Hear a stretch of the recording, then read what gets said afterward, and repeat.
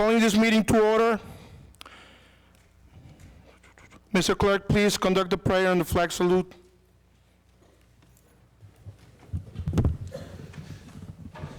God of the universe, look thou with favor upon these here assembled, and bestow thy guidance upon the members of the governing body in their deliberations. This we ask in thy name. Amen.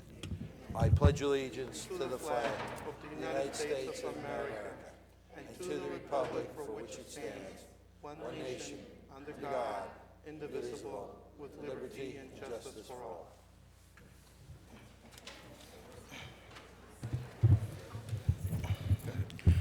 I made a little mistake here. First thing I should have done is make an announcement. Notice of this meeting stating the date, place, and time has been disseminated as required under the Open Public Meeting Act, Chapter 231, PL 1975. In the event of an emergency, everybody knows the rear doors. Make sure you run, and get out of here quickly. I'm only kidding. In case of an emergency, use the back doors, go straight down, and away from the building. If I'm talking too much and you get bored and you decide to snore out the door, outside, in the back. All right, there you go, they like it. Check. Okay. Any member of the public wishing to speak during the public comment session at the end of the meeting, to please sign in on the white sheets provided at the front of the room. Make sure you turn all your cell phones, because I am collecting cell phones today. If your phone rings, it is mine, and I will thank you for it. So please turn them off. If you need to speak, go outside the doors and have your conversation. Mr. Clerk, can you please call the roll? Mr. Kalbas. Here. Mr. Byer. Mr. Byer is absent due to his father-in-law passing away. Let's hold him and his family in our prayers. Brown. Here. Brooks. Here. Cosby Hurling. Here. Sadowski. Here. Minichinko. Here. Yamakaitis. Here. Medina. Here. Hickey. Here. Mr. Alvarez. Here. Approving the minutes of December 16th, 2014, January 6th, 2015, and January 20th, 2015 regular meetings. Motion? Yes, Council President, I make a motion for the approval of the minutes, and I'll seek a second. Second. Mr. Kalbas. Yes. Brown. Yes. Brooks. Yes. Cosby Hurling. Yes. Sadowski. Yes. Minichinko. Yes. Yamakaitis. Abstain on December 16. Yes on all the others. Medina. Yes. Hickey. Yes. Mr. Alvarez. Yes. We're going to start with some presentations. Mr. Brown? Mayor?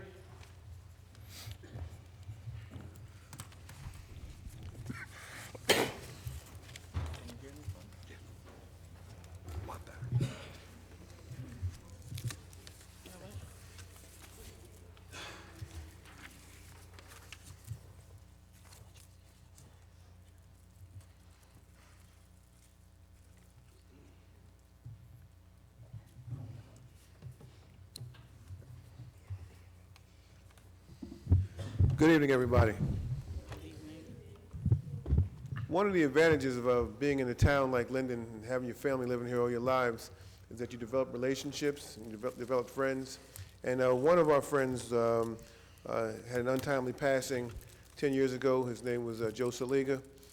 Joe Saliga not only became a state senator, he was a Democratic chairman in town, but the story of Joe Saliga is much deeper.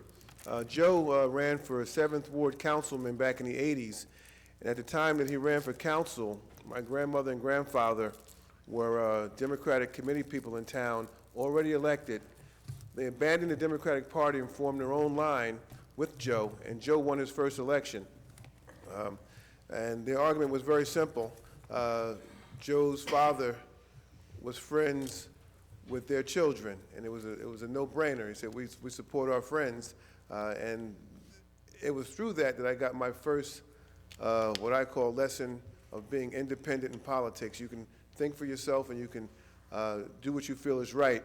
And that's precisely what they did. And Joe had a very nice career in politics.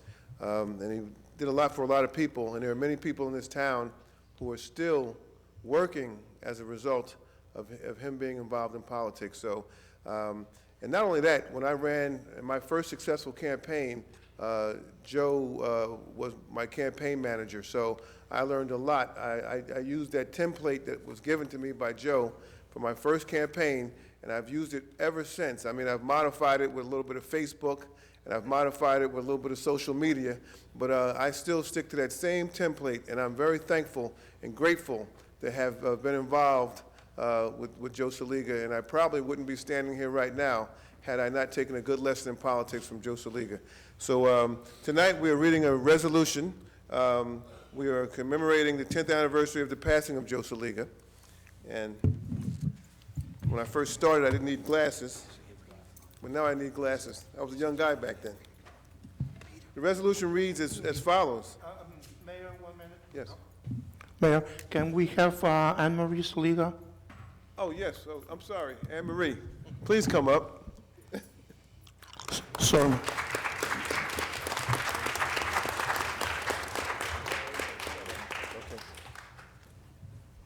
Anne Marie remembers all those nights. Those are rough nights, huh? Anyway, Councilman Brown would like to say a few words as well. I'll be real quick. I'm the one that requested this resolution because for many people, Joe touched a lot of people's lives, but for me, Joe has always been known as, sometimes they call me Little Saliga or Peter Saliga. Joe was a father to me. Being chairman of the finance committee, a lot of people don't know the history. Joe's actually the one that brought me into the finance office with the city and taught me a lot of how to handle finances in general. And to have his Anne Marie here, Anne Marie knows she's like a mother to me. So to me, this is very special to me because they were the first group of people that actually brought me into Linden and accepted me and taught me a lot. And Joe was very hard on me when I made mistakes, and he taught me a lot of things. And as a reso is going to explain, he owned a business called Cool Scoop Italian Ice. A lot of people don't know that. For a while, he had me running that and taught me a few lessons in business as well. So this is a man who touched many lives in Linden that has effects on Linden right now to this day. But for me, he was always a father figure to me as well. So I think that being said,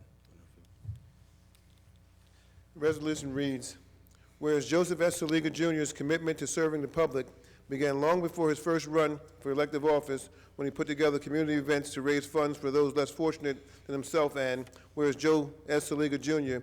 then took his commitment to public service to the next level when he won a seat in 1977 on the Linden Board of Education at the age of 19, making him at the time the youngest person elected to the Board of Education, and whereas at the same time his entrepreneurial spirit began to develop with the purchase of his first Italian ice truck, the revenue from which helped him pay for his college education and later led him to the founding of Cool Scoop Italian Ices, where he manufactured his own Italian ice, sold to other vendors, and leased Italian ice trucks, and whereas Joe S. Saliga Jr. also understood the value of an education, receiving a BA in political science from Keene University, a master's in public administration, also from Keene University, and a master's of science degree in industrial relations from Rutgers University, and whereas Joseph Saliga Jr. went on to prove himself a responsible leader by serving on the Linden City Council from 1984 to 1988, the Union County Board of Chosen Freeholders from 1988 to 1990, representing the 22nd Legislative District in the New Jersey State Assembly from 1994 to 2001, and the New Jersey State Senate from 2002 to 2003, and whereas during his time in the New Jersey State Legislature, he was a thoughtful and respected legislator, co-chairing the Senate Environmental Committee, serving as the second-ranking Democrat on the State Appropriations Committee, and sponsoring legislation that improved the quality of life for those in the state of New Jersey. And whereas Joseph S. Saliga Jr.'s heart was always in his hometown of Linden, where he served as its chief financial officer, the municipal treasurer, and with his keen financial ability, made it the envy of other towns. And whereas Joseph S. Saliga Jr., at the age of 47, was taken from us in a tragic car accident on February 18, 2005, and whereas Joseph S. Saliga Jr. most of all valued his family and friends, making each of them in his own way feel special and leaving us, his family, friends, and the community of Linden richer for having had a chance to call him our friend, and whereas the mayor and council of the city of Linden do hereby wish to acknowledge the 10th anniversary of the passing of one of Linden's true leaders and keep him alive in our hearts by remembering him for the compassionate person he was. Now therefore be it resolved by the Mayor and Council of the City of Linden that they do hereby acknowledge the 10th anniversary of the tragic passing of a man who seized the opportunity to change the life for the people he cared for, his friends, his family, Linden, and the people of New Jersey, for the better, Joseph Saliga, Jr.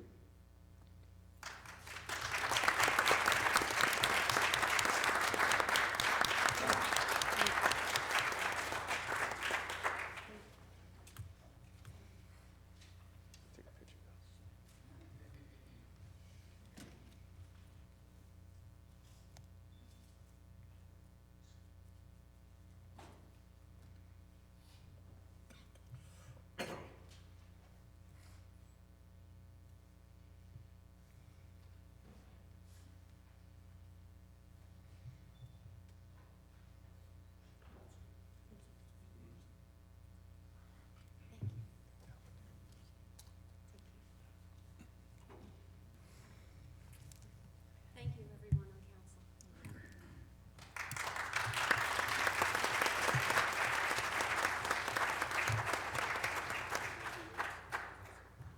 Mr. Brooks, you want to join them down there?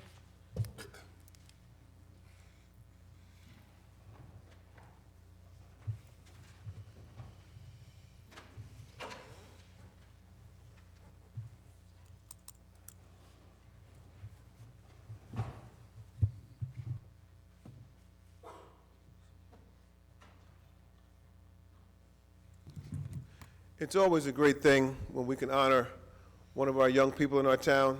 It probably gives us the best feeling that we could possibly have. We have a gentleman, Micah Jonathan Petit Home.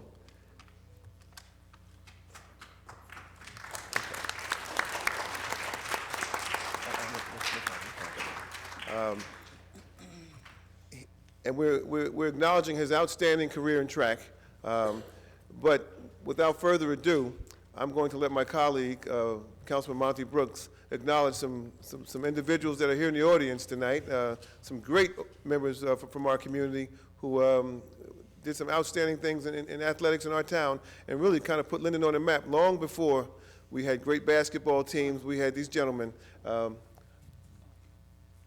Brooks, go ahead. Thank you, Mr. Mayor. There are a lot of comments. I hear it all the time about, it taking, a community to raise a child and, understanding how many people become involved in the lives of our students that you see in front of us here, the young man that we're about to present this award to, as well as myself.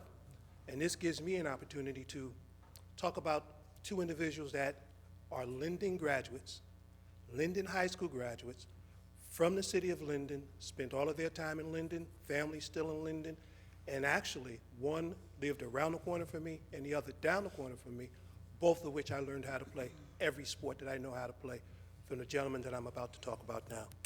One is Mr. John Charles. Please stand.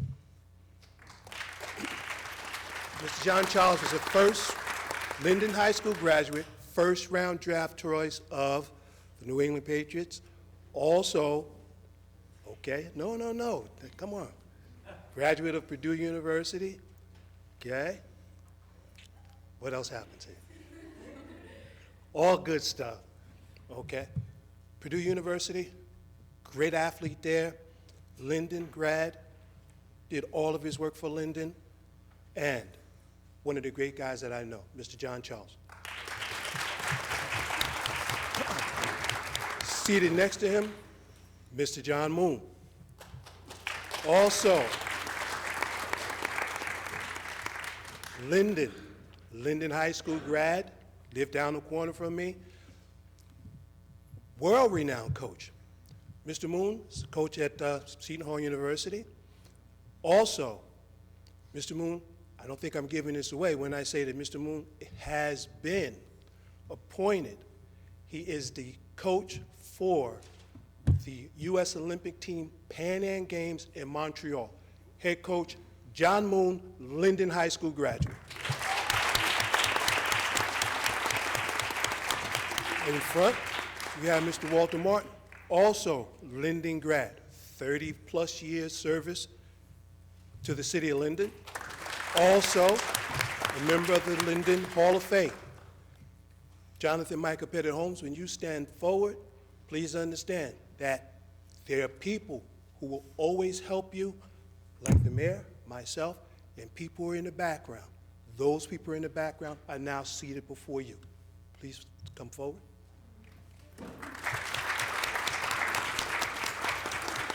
Also, may I have come forward Coach Simon Hodnett, coach of the LIU Blackbirds, Jonathan Pettit Holmes' coach, and the man who took him from number 24 in the nation in the 400 hurdles to number 12. Number 12 in the nation, Jonathan Pettit Holmes.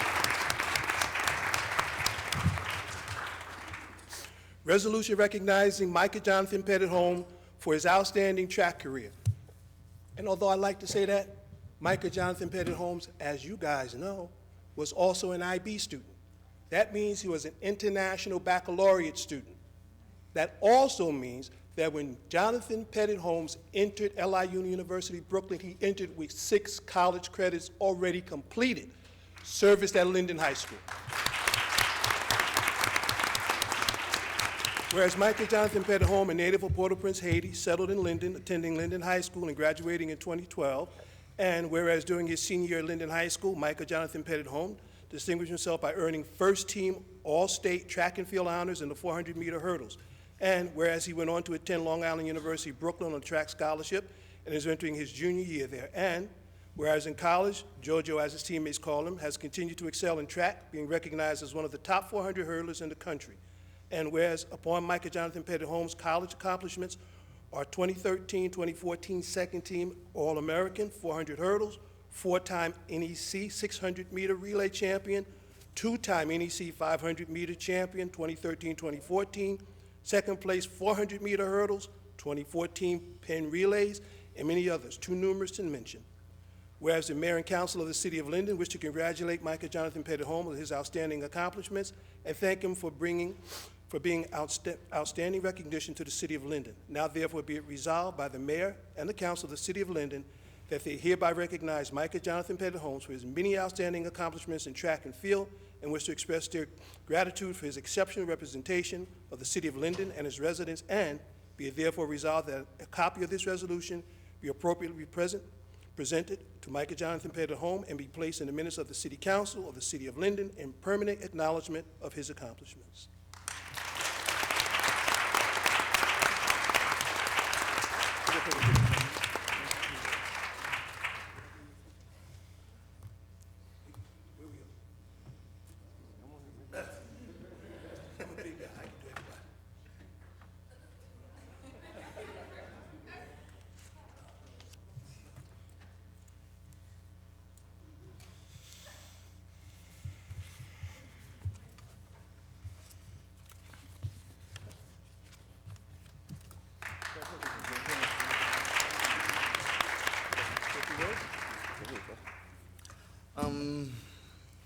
Good evening, everyone.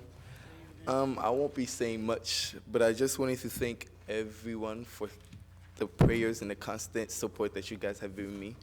I want to thank the board and the councilmen. I want to thank the mayor. I want to thank my coach, Chiz, Mr. Brooks especially for being my academic advisor in high school and also my coach.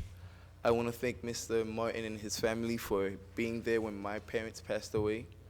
I want to thank also my family, my aunt, my cousins, my little nephews, and my teammates for being there for me at this moment. And thank you all. That's about it.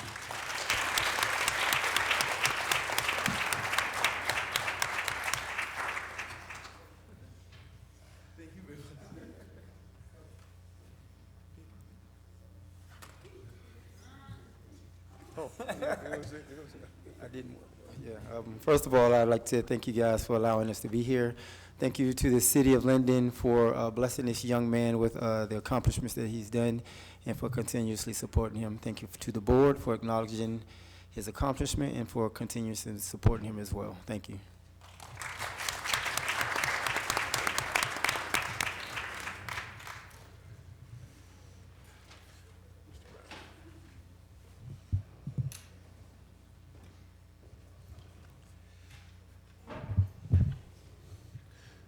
Next, we're going to be recognizing Colleen Grayson as a good citizen of Linden. And if, is she here? Will you come up? Come on up, Colleen.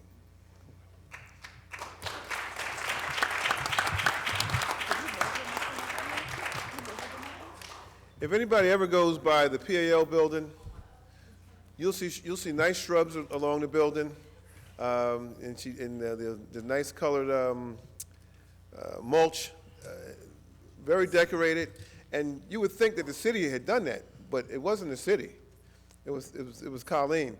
I'm gonna tell a little story. I drove by the park a couple of weeks ago, and I see all these leaves being raked up, and I'm like, who authorized the overtime for this? I'm thinking financially, right? And I look over there, and it's Colleen. Colleen's cleaning the park, and this is just being a good citizen. I mean, and Peter and myself, we just were constantly talking about her worth to our community and how she's always just doing extra. And we were trying to figure out a way that we could recognize her, and we came up with the idea of doing a resolution to honor her because we really appreciate what she's doing. I mean, we don't have many citizens who do this. I mean, you are very rare, and we're very thankful. Keep up the good work. Right. So, Peter, I'm gonna let you read the resolution. No, go, I insist. Read this one. Go ahead. Why don't y'all read it? Come on now. Come on, Peter. I'm shy when it comes to reading. Okay.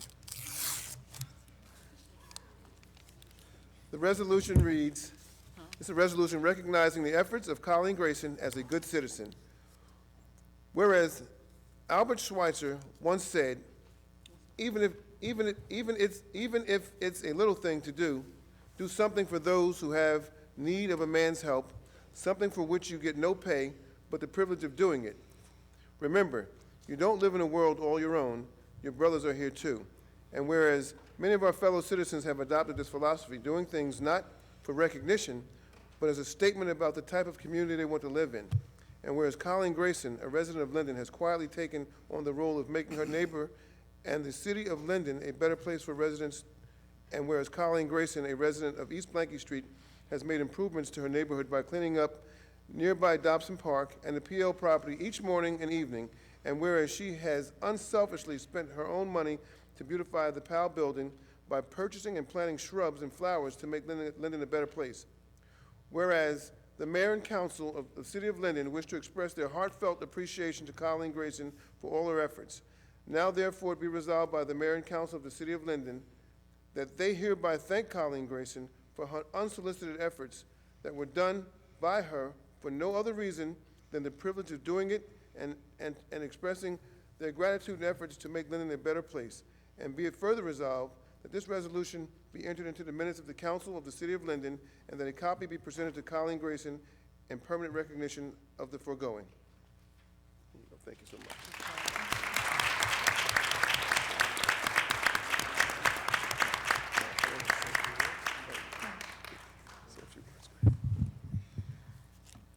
I'd really like to thank my family for putting up with me and my husband allowing me to spend the money that I did.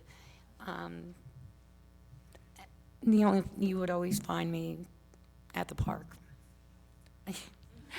But I love being out there, and I enjoy all the people that I meet, so many people. And I've come to know a great deal of my neighbors on my street that I never knew before, and other streets, and it's wonderful. It's for everybody that I've met, you know, it's even just the words that they say to me really touch my heart. But thank you very much. Thank you.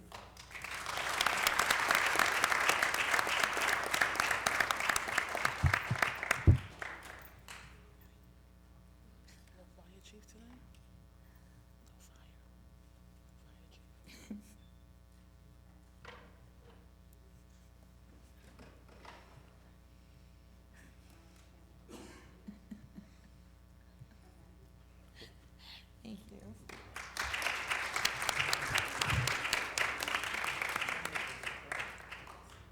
Anytime, pleasure of mine.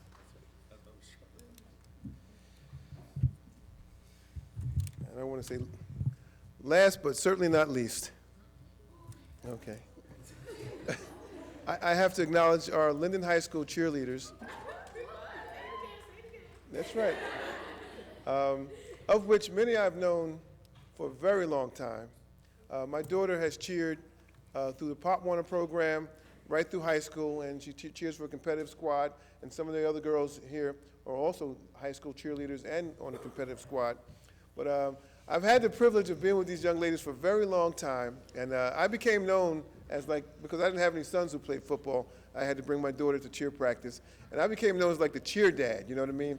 And we even developed our own little cheer. I mean, and John Moon, he knows this cheer. These guys, we say rah rah rah, sis boom ba, hit him in the head with a stick, and that was our cheer every time they would go into competition, because I couldn't say, I couldn't be have a dainty cheer. I had to have a manly cheer. So that was my cheer that I gave to them every time they went up to competition. But if anybody knows anything about our Pop Warner football program, our Pop Warner football program is funded by the cheerleaders, okay? No, Central Jersey and Northern Jersey, they have cheer competitions, and the money raised from the cheer competitions is used to fund the actual league activity. So basically, without the cheerleaders, there would be no football. It's very simple. So we feel that the boys went out and they won a championship, and that was a tremendous thing. And let me tell you something, those guys, they worked hard. But we do not forget that you girls were out there every game cheering them on, and many of you have cheered some of this, and the coaches as well, in the cold. But many of you girls have been with some of these same fellas who played on the senior football team since Pop Warner days, and we really appreciate you being out there. We really appreciate you guys cheering them on. So without any further ado, we would like to present you all with a resolution acknowledging your efforts. Am I going to read this, Mr. Brown? Okay, all right. I just called them. Okay. This is a resolution recognizing the Linden Tigers Cheer Squad. It says, whereas the Linden Tigers Cheer Squad has been an integral and active part of the Linden High School's extracurricular program, providing encouragement and enthusiasm to various teams and their members, and whereas the 20-member cheer squad was coached by head coach Genevieve Superior and assistant coach Gina DeVito, who are commended for doing an exceptional job with these student athletes. And whereas these student athletes put tremendous effort into the development of their skills with their precision and coordination as a team, and put their skills in school on display for all to observe. And whereas the Linden High School cheer squad participated in the Linden's annual Halloween parade, the Linden High School varsity football state championship parade, as well as attending every Linden High School football game to cheer their team on. And whereas the Linden High School cheer squad raises money for the Linden High School Amber Scholarship Fund in honor of the memory of Linden High School cheerleader Amber Duncan Wilson. And whereas the mayor and city council of the city of Linden wish to congratulate the team members, Brianna Armstead, Deja Marshall, Jayla Mickens, Shania Finley, Shania Finley, Mia Height, Haley Miller, Sharon Mills, Alexis Slayton, Tanaya Swinson, Amina Abdul Wali, Nyla Hayes, Anaya Finney, Ayana Finney, Sienna Martin, Jada McCall, Kira Orman, Camille Wallace, Anaya Peterson, Aaliyah Johnson, I'm going to get this one wrong, Amaji, did I get it right? Amaji Nesmith and Taylor Bauer, and to recognize the honor and prestige they have brought to the city of Linden. And now therefore it be resolved that a copy of this resolution be entered into the minutes of the council of the city of Linden, and that copies be presented to the members of the team and the coaching staff in permanent recognition of their achievement. Congratulations, girls.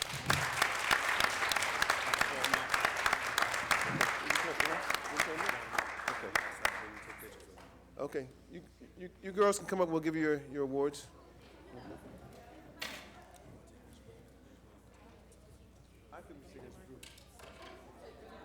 gonna take a picture too, so.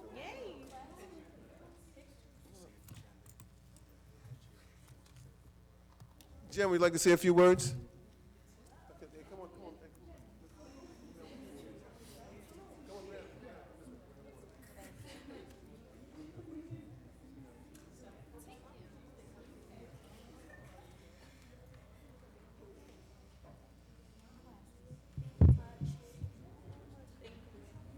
Mayor, for the picture, they're going to make a pyramid? They not dressed for that. I know, I'm just saying. You seen their work though, right?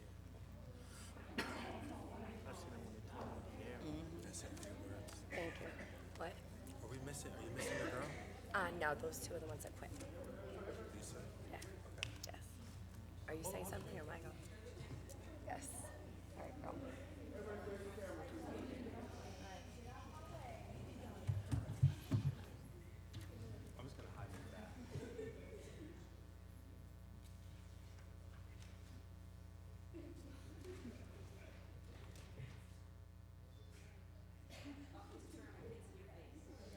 I like to hide.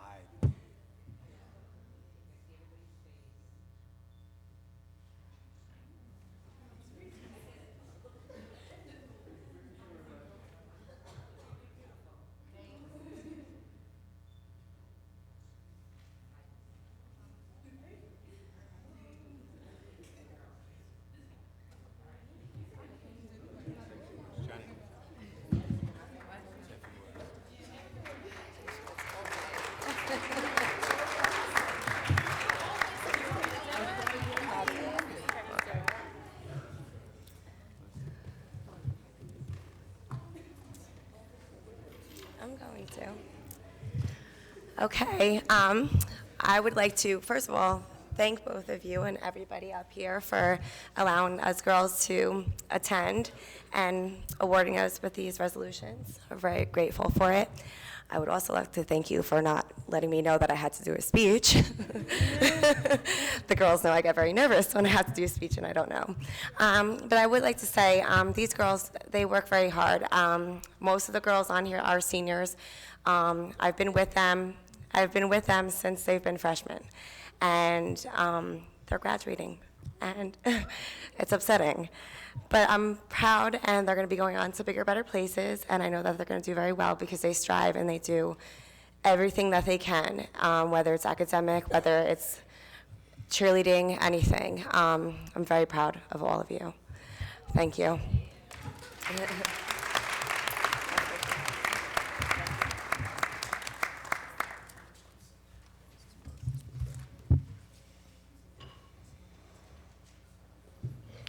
Before we continue, ladies, there's school tomorrow. Do you want to be excused? And being here does not mean you use this as an excuse not to do your homework tonight. All right. Thank you for coming and congratulations.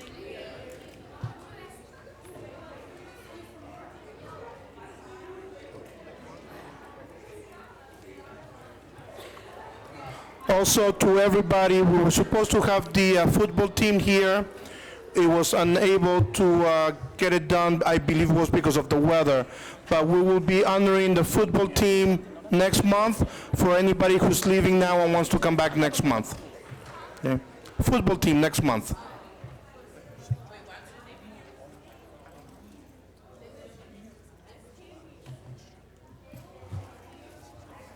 I'm saying, but I never met him. He live here? I never met him. Okay.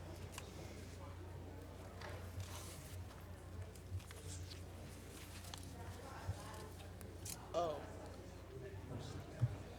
Huh? I thought I did. Okay, at this time is the date and time established for the public hearing for ordinances on hearing. Ordinance 59-01. Has the ordinance, sorry. An ordinance to amend and supplement Chapter 2, Administration, Article 8, Policies and Procedures, Section 2-69.7, Recreation Fees shall be amended as follows. Delete Section 2-69.7, Recreation Fees in its entirety. Add Section 2-69.7, Recreation Fees as follows. Any activity or use of a facility shall be charged a fee of not less than $1, and not more than $500. The specific per event or rental fee shall be determined by the Director of Public Property and Community Services in accordance with this section. Said fee shall be inclusive of any state sales tax applicable in accordance with state law. Has the ordinance been properly published and posted? Yes, sir. Has any written communication been received? No, sir. Is there anyone that wishes to be heard on this ordinance? Okay. Recognize members of the public. Okay. After all public speaks, we pass the motion. Please to close the hearing. We need a motion for this ordinance. I ask for a motion of ordinance 59-01 and ask for a second. Second. Mr. Kalbas? Yes. Brown?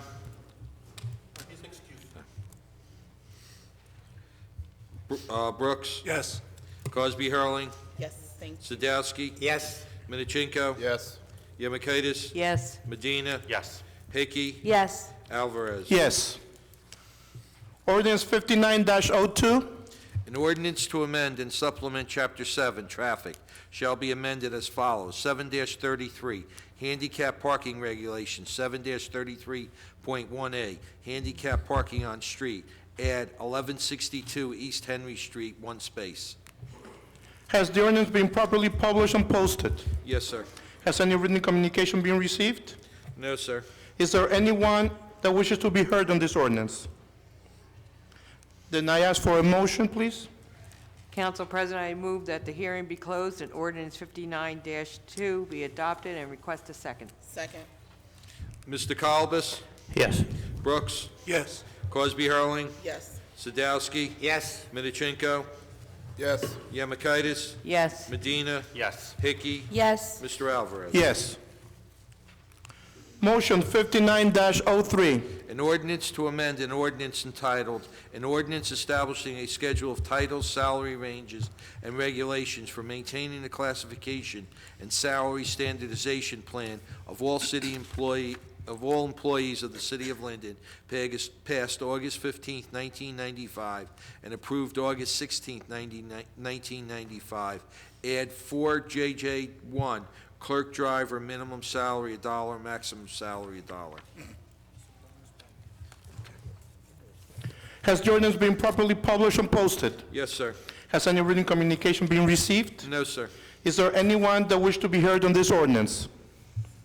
May I have a motion, please? Mr. President, I ask the hearing be closed and ordinance 59-03 be adopted, and I seek a second. Second.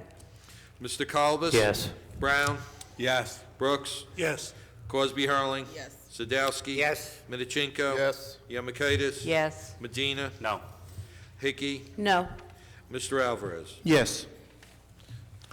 Ordinance 59-04. An ordinance to amend an ordinance entitled, an ordinance establishing a schedule of title, salary ranges, and regulations for maintaining the classification and salary standardization plan of all employees of the City of Linden, passed August 15, 1995, and approved August 16, 1995, as follows. Add Schedule 4-JJ-2. Has the ordinance been properly published and posted? Yes, sir. Excuse me. Has any written communication been received? No, sir.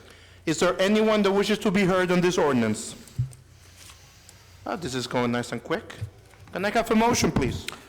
Mr. President, I ask the hearing be closed and ordinance 59-04 be adopted, and seek a second. Second. Mr. Kalbas? Yes. Brown? Yes. Brooks? Yes. Cosby Hurling? Yes. Sadowski? Yes. Minichinko? Yes. Yemakaitis? Yes. Medina? Yes. Hickey? Yes. Mr. Alvarez? Yes.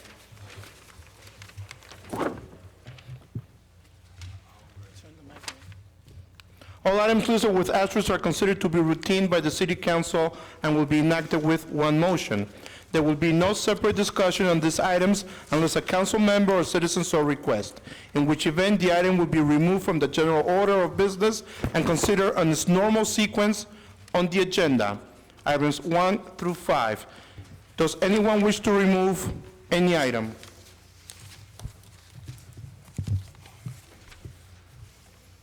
In that case, can I have a motion, please? Mr. President, I ask that consent agenda items number 1 through 5 be passed and seek a second. Mr. Kalbus? Yes. Brown? Yes. Brooks? Yes. Cosby Hurling? Yes. Sadowski? Yes. Midachinko? Yes. Yemakaitis? Yes. Medina? Yes. Hickey? Yes. Mr. Alvarez? Yes.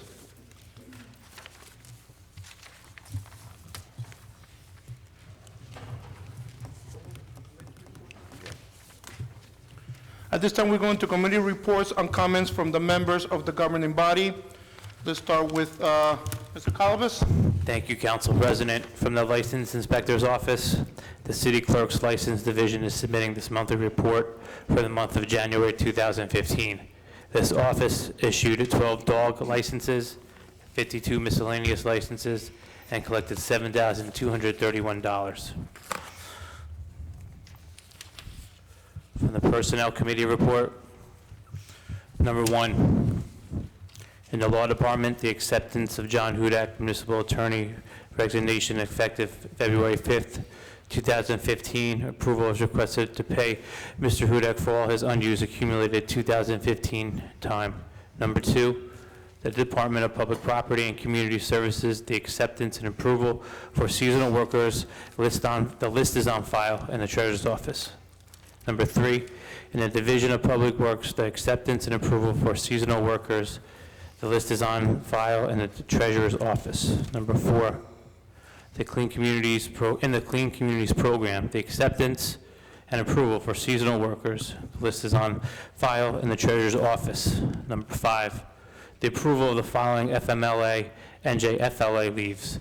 Employee number 001017, intermittent pay, FMLA, NJFLA, from January 29, 2015 to July 29, 2015. Employee number 000790, paid FMLA, NJFLA, from January 1st, 2015 to April 1st, 2015. Employee number 100327, paid intermittent FMLA, NJFLA, from January 1st, 2015 to December 31st, 2015. Employee number 108165, paid FMLA, NJFLA, from February 3rd, 2015 to March 17th, 2015. And number 6, amending the effective date of the intergovernmental transfer for Damian Johnson from January 20th, 2015 to February 17th, 2015, at the direction of New Jersey Civil Service Commission. I seek approval of said items and ask for a second. Second. Mr. Kalbus? Yes. Brown? Yes. Brooks? Yes. Cosby Hurling? I vote yes on all with the exception of number 2. Sadowski? Yes. Midachinko? Yes. Yemakaitis? Yes. Medina? Yes. Hickey? Yes. Mr. Alvarez? Yes. Thank you. Any First Ward resident who needs to get in contact with me, I can be reached via telephone 908-925-5568 or email ccolbus@linden-nj.org. This concludes my report, Council President. I think there is a question from the audience. Yes.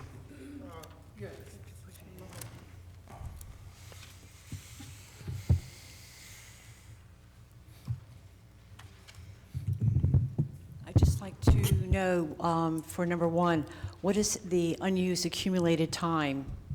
What does this mean?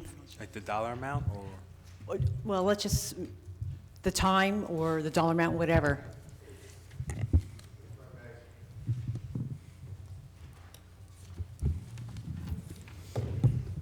The requirements of civil service and the Division of Pension Benefits required part-timers to get a certain amount of time depending on their hours. That being the case, we prorate the time in the years that they retire, or leave. So in this particular case, Mr. Hudak left the middle of the end of January, so he got prorated. I believe it's one vacation day, one personal day, or half a So it's personal day. vacation time, that's, Yeah, okay. it's not sick. We don't pay All sick. right, fine. This concludes my report, Council President. Thank you, Mr. Colbus. We do not have Mr. Byer here. Mr. Sodowski will be telling his report later on. Mr. Brown? Okay. Approval is requested for the following finance actions. The payment of bills totaling $1,540,198.06. The bills have been signed by the mayor, council president, and finance chairman, and a detailed check register and vouchers are on file in the clerk's office. I move for approval and ask for a second. Second. Mr. Colbus? Yes. Brown? Yes. Brooks?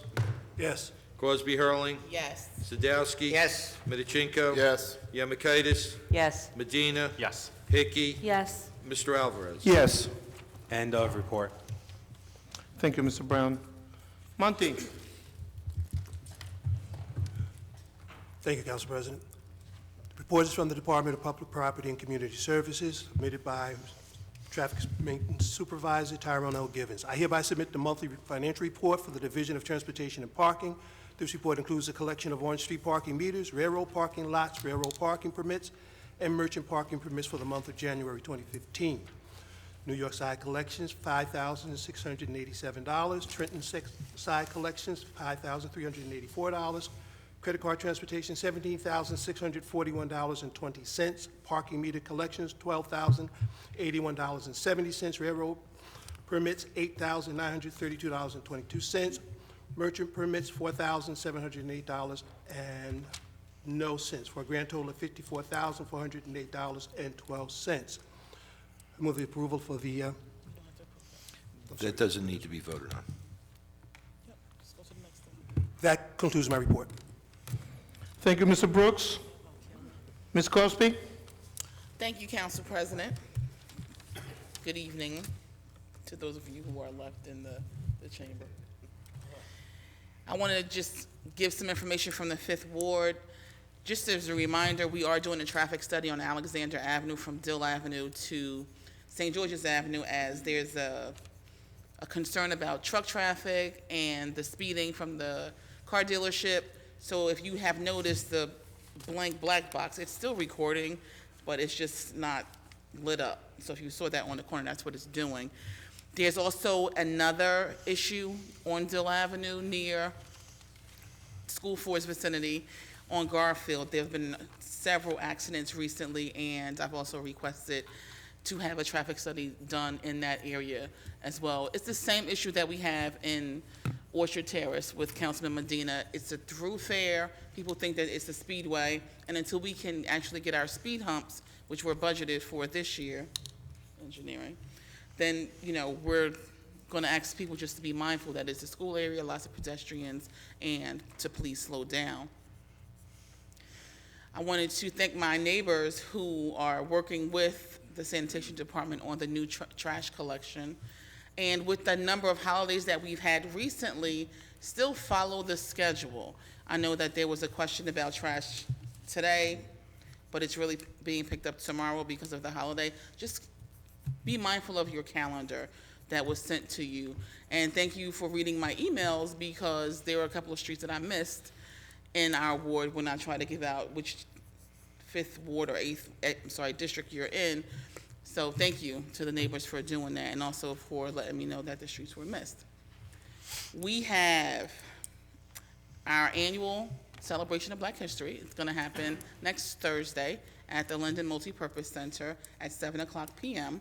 And we have the resolutions tonight, and join me that night when presenting them to Mr. Donald Givens Sr. and Ms. Loretta Jones. They are two senior citizens here in our neighborhood, and I'm going to say that they are unsung because, we want to acknowledge people who are famous or who've done this, or who've done that. And this year we're acknowledging our senior neighbors who've contributed to the community in their own way, and we want to celebrate them on February 26th at 7:00 p.m. at the LMPC. I had something else, but I forgot. Oh, from the public, huh? No.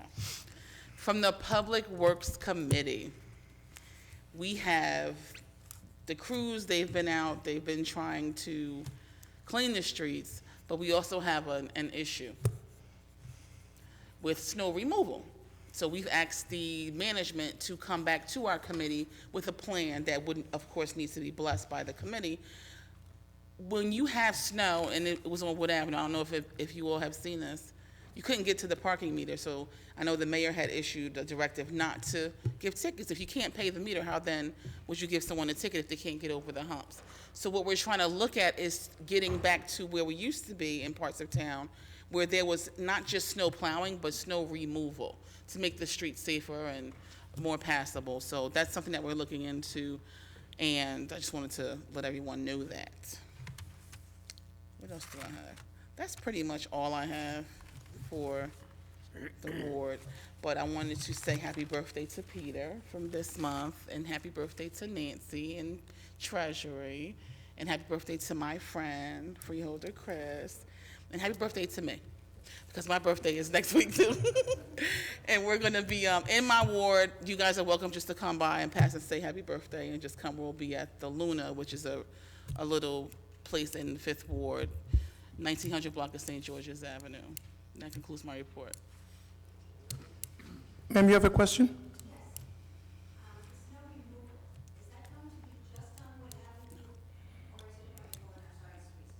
The snow removal, they're designated areas, and there used to be a plan, so of course, they have to give us what their new plan would be, and we'll evaluate that plan, but it wouldn't just be Wood Avenue. You have to consider where the children are crossing and the crosswalks, where the crossing guards are standing, things that we've seen over the past couple of snow events that were not safe. You have to come to the mic, though. Yes, ma'am.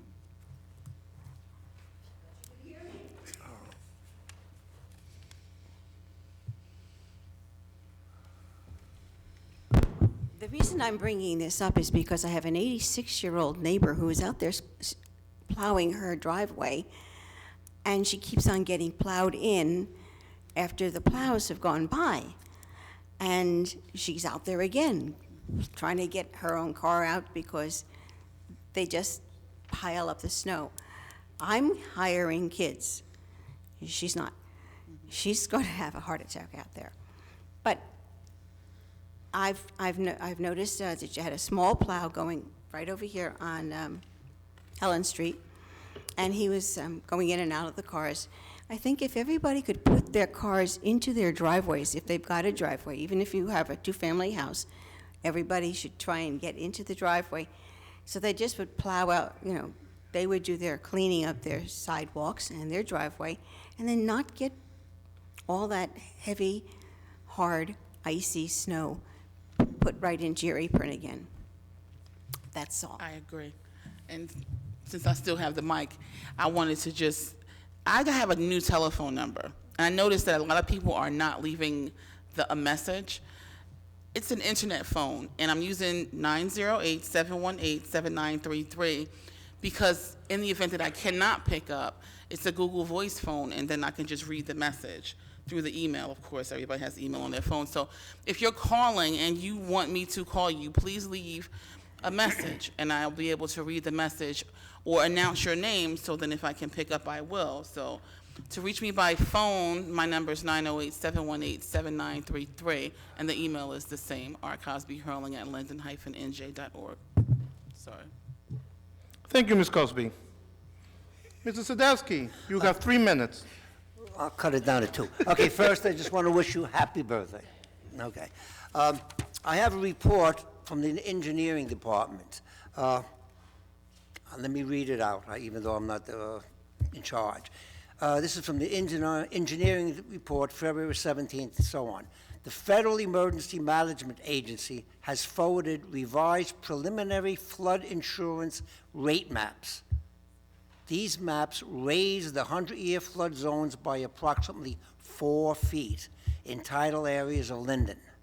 Residential areas that never were in the flood areas, such as Lower Road, Buchanan Street, Federer Avenue, Walter Street, Mopsic Avenue, Edie Avenue, Winans Avenue, South Wood Avenue, West 11th Street, West 12th Street, East 16th Street, East 17th Street, East 18th Street, East 19th Street, East 12th Street, East 13th Street, and East 14th Street and Emma Place are now shown as flood zones. In addition, larger areas of Clinton Street, Madison Street, Parkway Avenue, Main Street, Arthur Street, and Irene Street are now in a flood zone. The preliminary maps are expected to take 6 to 12 months to be made final. If you have any questions concerning this on the maps regarding your property, to get the expert answer, please contact the city engineer. And the number is 474-8470. That's the city engineer, 474-8470. This affects a lot more people. So please, to find out, please give him a call, or the engineer department a call. Okay, now the report, for the 6th Ward, very short. We still have the oil trains coming in and backing up by Smith Street and so on. We have, I don't know if you know, Mrs. Anne Marie Vasquez lives right there. Her backyard is 50 feet from one of the cars. She calls up them constantly, and she has to say that the last week, whether it's coincidence or just whatever it is, the trains have been coming in earlier, not in the middle of the night, 1 o'clock or 2 o'clock. She's hoping that this keeps up. I mean, she's in contact with the rail company every other night, she calls them. So we're hoping that maybe this is something new that's coming up. As mentioned before, with the snow, please help your neighbors. I know it's a pain, you shovel out and then a plow comes through, but if there's someone who needs help, please go out and give them a hand. If you have a snow blower or not, do it yourself for someone. Let me see what else.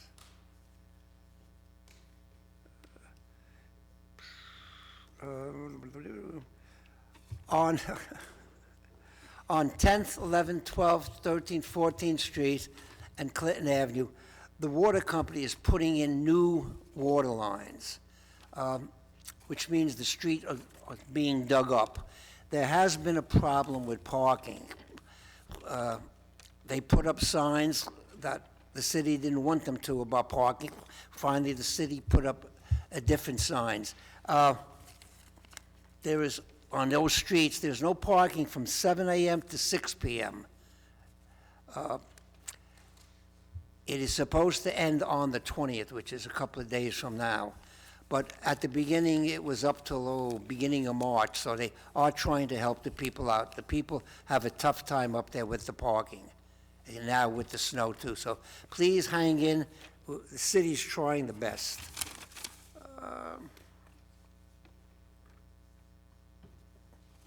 As I said before, please watch I live on a corner. Watch the ice when people are driving. You could be shoveling your snow when that car comes around a truck, and next thing you know, like we had there, cars ended up on the sidewalk. Please be careful. This concludes my report. Thank you, Mr. Sadowski. Michael? Thank you, Mr. President.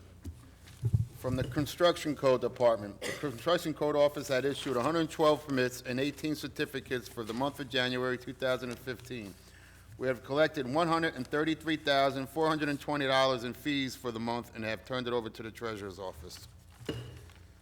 Just to touch on what Mr. Sadowski was saying about the pipe work, I mentioned last month that I was going to attend a pre-construction meeting, and the starting date was tentatively supposed to be April 1st, but Montana Construction has started early to replace existing water mains and construct new water mains on 10th Street from Winans Avenue to Woodlawn Avenue, 11th Street from Mopsic Avenue to Woodlawn Avenue, 12th Street from Winans Avenue to Woodlawn Avenue, West 15th Street from Stiles Street to Wood Avenue, and 16th Street from Stiles Street to Clinton Street. I also, I've been getting many calls about the parking. We know it is a problem. They are going to try to work with us as much as possible. The project consists of replacing 10,000 linear feet of new 8-inch mains, and there's going to be 272 new services done to the houses and 15 hydrants. I know parking is an inconvenience for everyone, but I was told it should only be left on the streets. The pipe works, each street should only take like 2 to 3 days and should be back to normal. Normal working hours will be from 7 a.m. to 5 p.m., Monday through Friday, and the residents and businesses will be notified prior to construction with letters and by Montana's personnel when the services will be transferred. So when they're going to shut your water off, they're going to let you know. The completion date, excluding paving and final restoration, is approximately July 31st, but since they actually started a month early, hopefully they'll get done at an early date with the weather permitting. With that said, that concludes my report, Mr. President. Thank you, Michael. Mr. Sadowski, Okay, you have another minute? just to add on to that, some of the problems we had at the beginning was, first of all, the water company did not send any letters out at the beginning. People woke up, and next thing you know, there were signs. Like Councilman Pacheco said, they sent out the letters now. But at the beginning, no notification was sent, which was a surprise to the people. That's why we had a lot of problems at the beginning. Thank you. That was an extra minute, Mr. Sadowski. We'll take it away from next month. One less minute next month for you. Whatever you want. Okay. Michelle, do you have a report for us? Thank you, Council President. From the Fire Committee, the Fire Prevention Bureau collected a total of $2,968.50 for the month of January 2015. From the Health Department, once again, the low-cost mobile spay-neuter van and clinic will be visiting Linden on Tuesday, March 10th. This time, the van will be parked near the City Hall garage on Knopf Street. Services offered will once again include the low-cost spay and neutering of animals, microchipping of animals, and low-cost wellness services. Further information can be obtained by contacting the Associated Humane Societies at 973-824-7080, extension 118. Appointments must be made for the spay and neutering in advance. It was very successful the last time. This is part of our contract with Associated Humane to offer this to our residents. As many are talking about the traffic studies, we also had a traffic study being done on Chandler and Dill Avenue and Cranford and Dill Avenue to see if the feasibility of possibly putting four-way stops there. I've been getting complaints about people speeding. This is a route for School 4, with kids crossing with the crossing guard. So just like to say, please slow down. Okay, we will get the results of those studies. And I also met with Councilman Armstead to bring him up to speed on what's going on with the truck traffic over in the 8th Ward. From some of the side streets, we're having a major problem with trucks accessing a warehouse in the neighborhood, coming down some of our side streets, damaging trees and stuff. So we will be sitting with traffic to come up with a plan to address that as well. I would like to extend my condolences to the family of our former 6th Ward Councilman, Charlie Crane, who passed away on January 23rd. Councilman Crane served the city of Linden and the residents of the 6th Ward for many years until retiring several years ago. The 8th Ward will also be having their annual egg hunt on Saturday, March 28th at 11 a.m. sharp at Makowski Park. Rain date will be on Saturday, April 4th. More information will follow.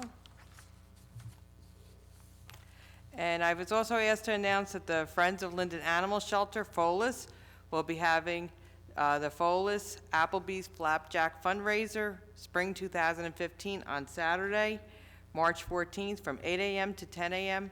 at Applebee's in Linden. Tickets are $12 per person. Please call 908-463-0050 for more information. Please come and support this worthwhile cause. FOLIS is still helping to try find homes for our homeless animals. with our agreement with Associated Humane in Newark.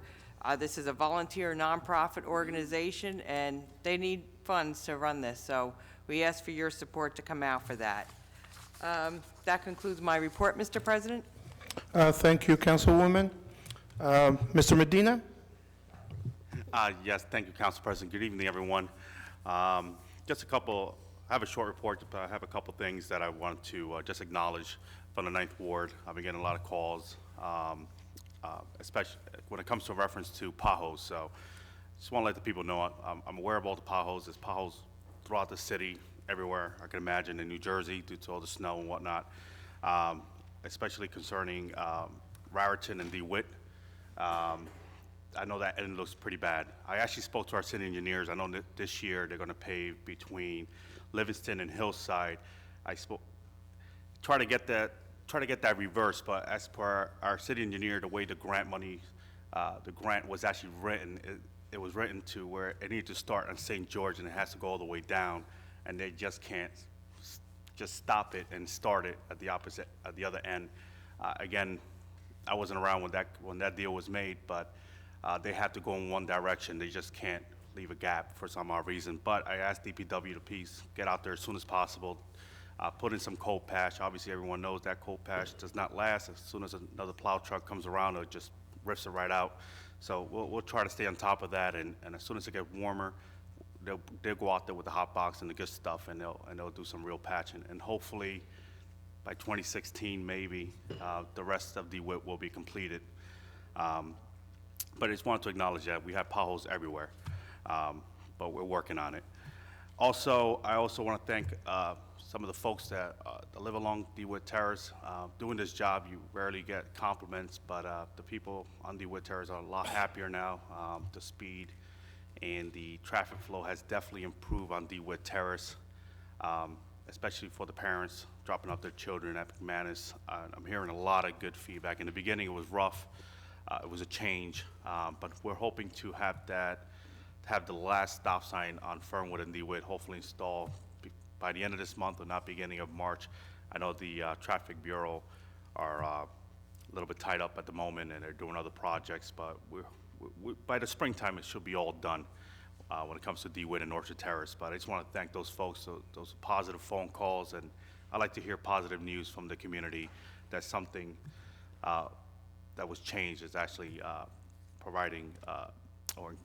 improving their quality of life. So that was the end goal there, to improve the quality of life for these people on DeWitt Terrace and the children as well.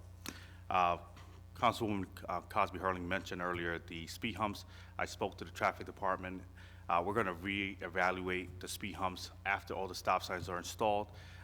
We think the speed humps might be an overkill for DeWitt and Orchard because of just the overall change on DeWitt Terrace. So we're going to do another traffic study to determine if that's actually going to happen on DeWitt and Orchard. So that'll be more speed humps for you, Councilwoman. So, other than that, when it comes to snow removal, I have a bunch of kids from the 9th Ward. So if you need some kids, they are for hire. Give me a call, 908-986-6100. And I also encourage everyone to work together, work with your neighbors. One of the things that I do, as soon as I got my snowblower a couple years ago, I just go down 2 blocks and come right back up 2 blocks. I do it because it's fun, believe it or not. I love playing with my snowblower. And I don't know, I'm sorry, I don't want to jinx it or anything like that, but I love going up and down. I love helping neighbors, and when they get out to that front step and they looked at, hey, the major work was done, it's kind of, I feel good about it. So try to help out your neighbors, especially your senior citizens, the one who needs it the most. Besides that, again, if you need to get in contact with me, 908-986-6100. You can email me, amedina@linden-nj.org. Thank you. That concludes my report. Thank you, Mr. Medina. Ms. Hickey? Good evening, everyone. First, I would just like to say, I want to thank the 10th Ward residents. My initial snowstorms into my councilwomanship, everyone really did a wonderful job. we really let it out on social media. It seemed that everyone worked so hard and put their cars in their driveways, and just so many little things meant a lot. And I did drive around our ward many, many, many times because I wanted to see what was wrong, what was going on. But for the most part, when we were expecting that huge storm that never happened, everything worked out pretty well. You know, and we all work together. I do too. I have some young children, young teenagers who are for hire, and I haven't had any complaints. I have many calls for them, so everything has been good with that.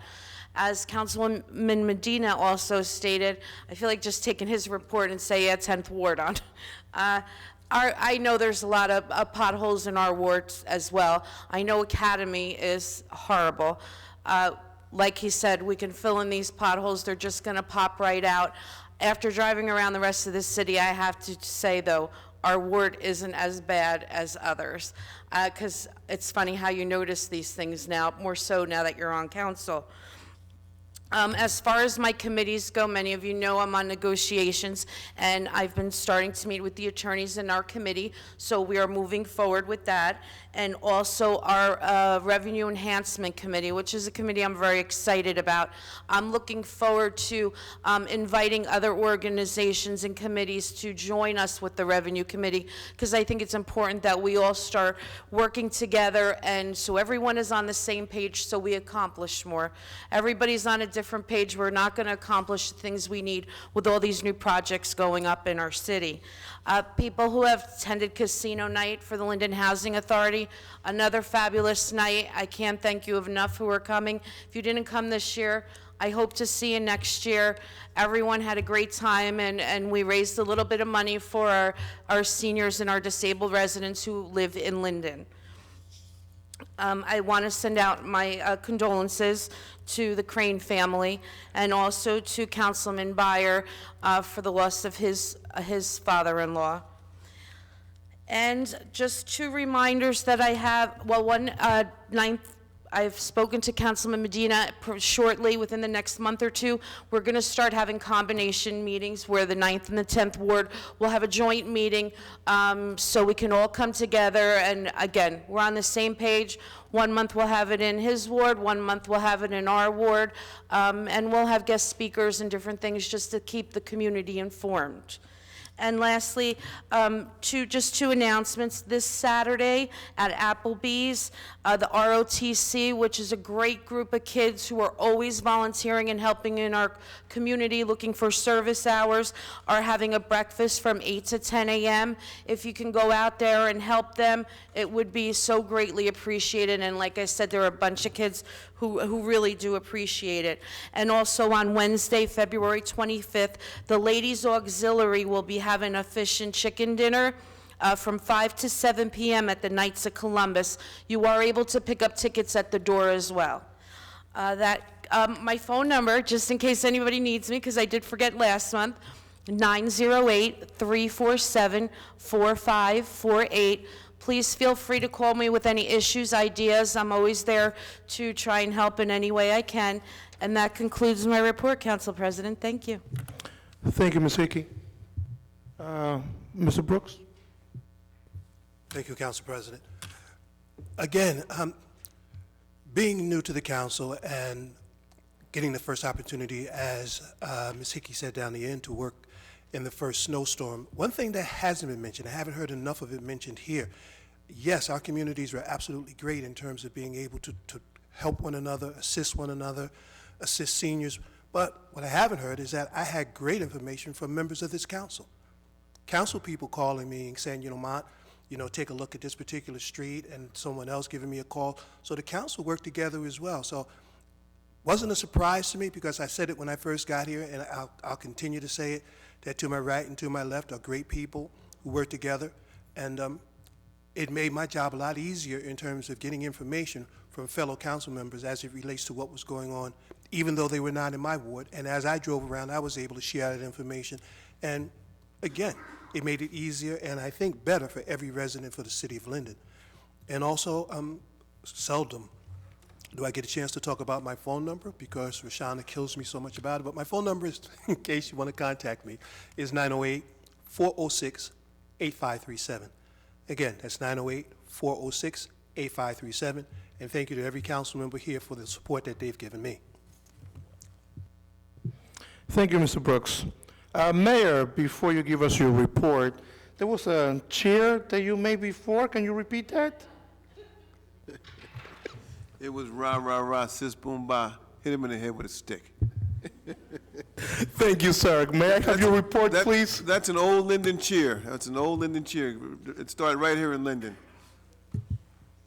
Good evening, everybody. I have some very good news tonight. And it starts with the ISP property. As many of you know, there are plans to build a warehousing facility on the other side of the turnpike here in Linden. I'm happy to announce that we've successfully completed the negotiations with regards to constructing a bridge that leads into that property.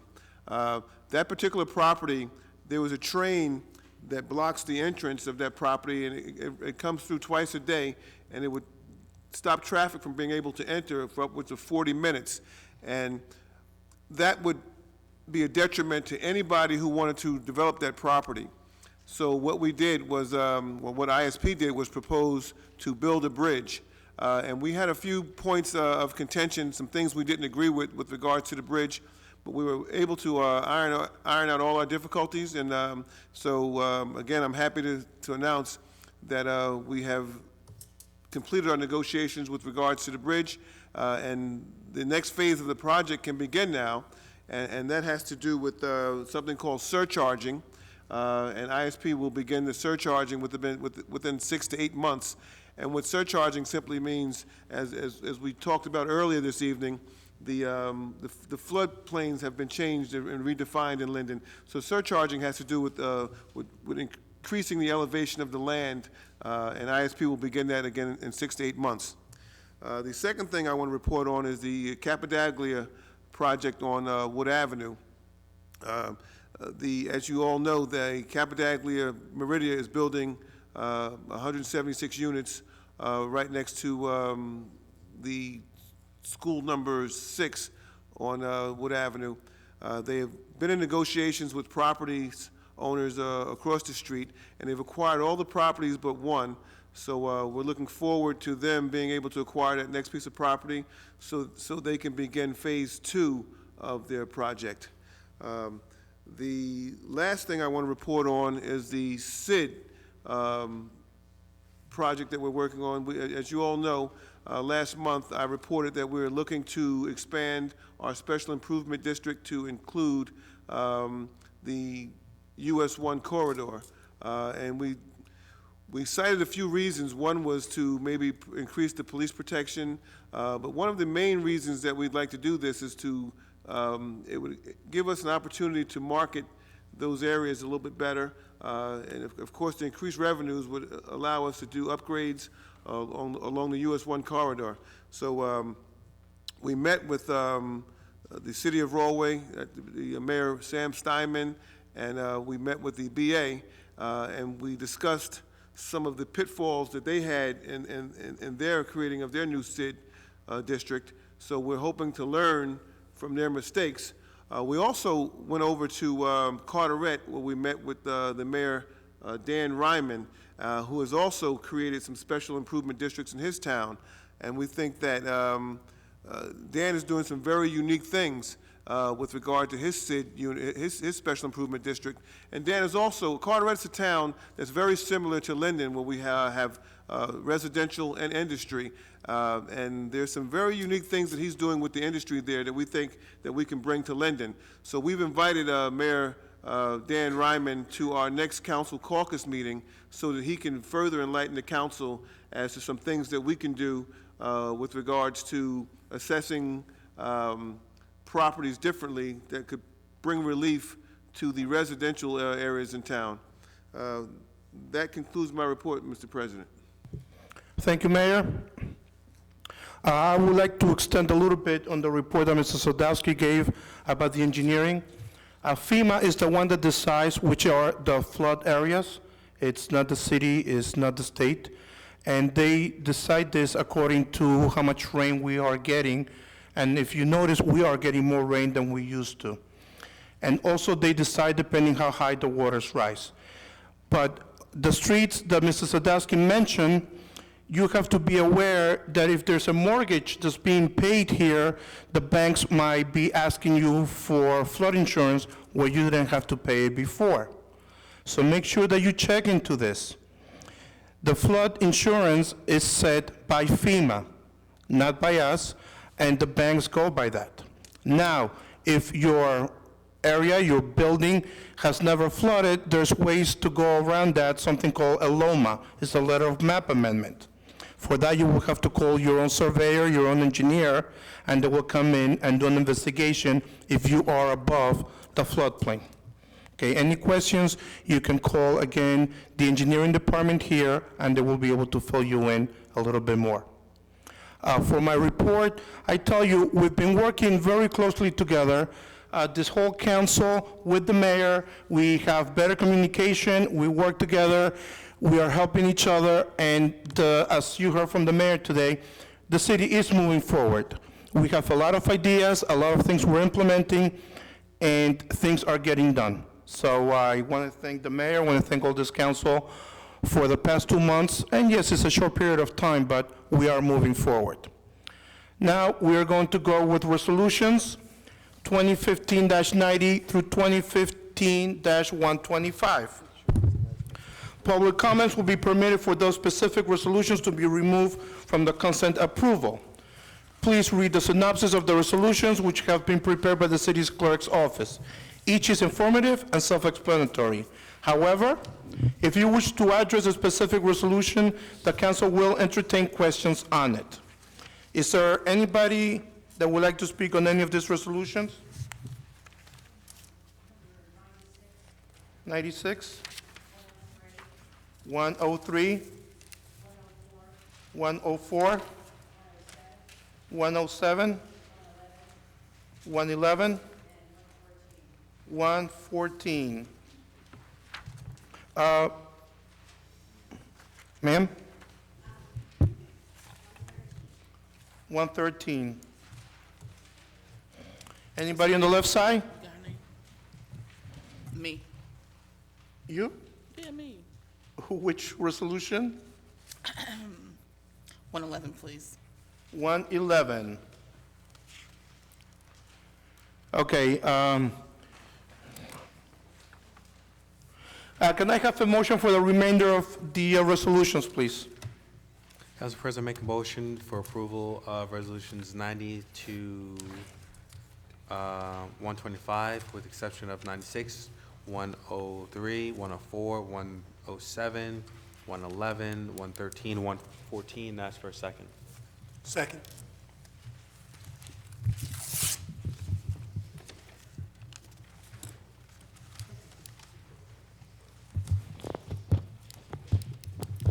Mr. President, I have a motion. Who was the second? Can I have a second? Who was? Second. I second. Mr. Colbus? Yes. Brown? Yes. Brooks? Yes. Cosby Hurling? Yes, with the exception of 93, 105, 106, and 123.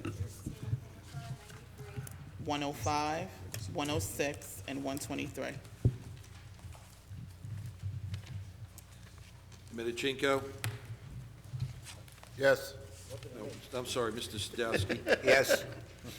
Mr. Midichinko? Yes. Yemakaitis? Yes, on all, abstain on 112. Medina? Yes. Hickey? Yes. Mr. Alvarez? Yes. Ms. Malik, want to come up, please? Resolution 96. What exactly is being done by the Audubon Society for the $30,000?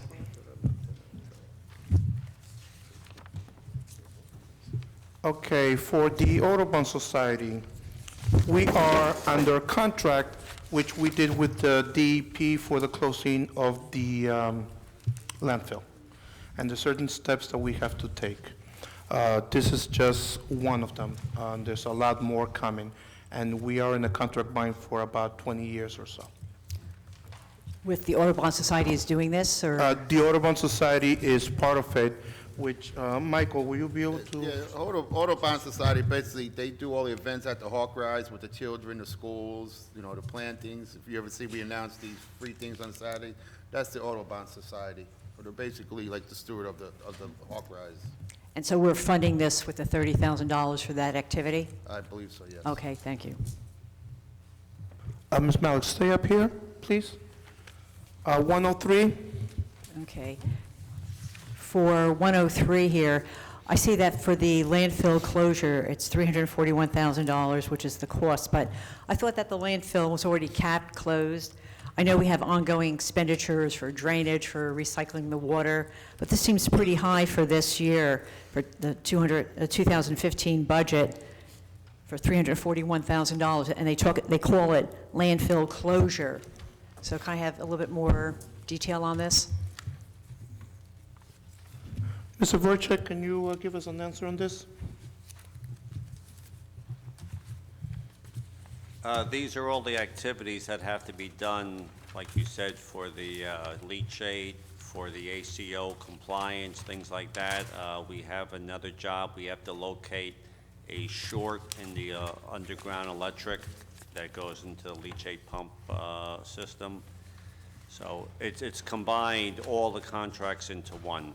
So it's not a closure, it's not capping, it's all the ancillary work that's being done? Yeah, it's Gotcha. post-closure, actually. Oh, okay.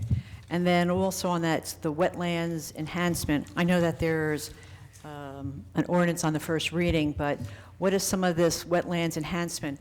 I know someone had said that there was going to be putting like a canoe launch and other things. Ma'am, you have to stick with the resolutions right now. That is, it's project, the wetlands enhancement, and the costs. So I'm asking, just Which as resolution is this? 103. It says project wetlands enhancement, $1.1 million. Just as I Okay. asked a question about landfill Yes. closure. Yeah. George, is this the airport? No, but 8 years ago, we had to enhance some wetlands at the wetlands because we improved the airport. So we entered into a ACO with DEP, and they gave us 10 years to create wetlands somewhere in Linden. We dragged our feet because we didn't have the money. Now we only have a year and a half left to do that. So we're hoping to get a grant where some operating engineers will go out there and start digging up the silt, dig up the old wetlands, and the DEP is making us put enhanced wetlands. Okay, So it's about 10, 12 acres that we have to do. right, okay. So that's just, fine, that's good enough. 104, Mrs. Malik? Okay. Typically, when people have had tanks removed, they've paid for all the analysis and whatnot. So what I'd like to know for these two locations, on Park Avenue and on Knopf Street, is this public or private locations? George? It's public. It's the old juvenile building. There was a 500-gallon underground tank, and unfortunately, it was leaking. So this is to pay for the wells we have to put in to check out the groundwater and the soil to see how badly contaminated it is. And what street was that on? Is that on Park or? No, that's on Knopf only. And what's on Park? It was the old Park Plastics, but that job has been shelved.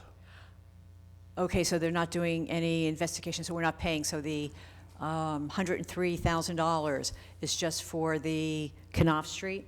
No, it's 38,000. Original expenditure. Okay, fine, thank you. 107, ma'am? For this, what is this program for a backflow program for Alpha Dog Solutions? Can someone explain what this is? Mrs. Sack? Yes, this program is going to be a customized program specifically designed for the Construction Code Department for the City of Linden to track backflow preventers. This was something that the Construction Code Department had been tasked with since 2009. We had a variety of software applications for less than $500, but they kept changing. The manpower changed, so they were never really able to get the program up and running fully. Once it's up and running fully, it's going to bring in close to $40,000 annually. So we'll recoup this money within a one-year period. It's going to be budgeted out of the Construction Code Department because the Construction Code Department is a self-sustaining department. The revenues that are brought in offset the expenses in that department. So it's a And profit center, you're saying? Yes, and the Okay. Technology Committee and the Finance Committee had met with the vendor Alpha Dog, and he's quite excited to start this project. Again, it's going to be very labor-intensive in the beginning because he is customizing this to us. The forms, the quarterly reports, everything that needs to be done is going to be a very comprehensive program. But once it's operational, we'll be recuperating that money on an annual basis, and it'll be a recurring revenue to the city. So we're recouping, but what's the recurring, I mean, where are we first There's off, the over backflow- 660 backflow preventers throughout the city of Linden. Is this like where, on our sewer systems, or where is this backflow? I believe maybe the Board of Health might be able to help me out and explain. The backflow is really manpower backflow, is that what you're saying?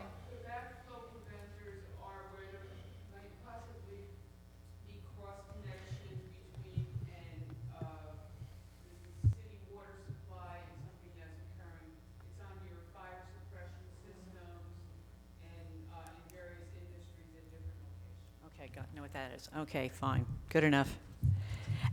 But the last thing is, when I said a profit center, so in recouping this, so they're recouping it because there's going to be less expenditure for maintenance and whatnot. How are we recouping this and making the money? I believe there's a ordinance that sets up an annual, the businesses are responsible to submit an annual certification, and there's a dollar amount associated with that. That's where the annual revenue will come from. So we're going to get it from our businesses here in the city? Yes. Good, okay. Okay, Mrs. Malik, let's jump to 114. 114 or 111? 114, let's skip 111 right now. Sure, okay. What is this facility, facility dude for, explain what this is?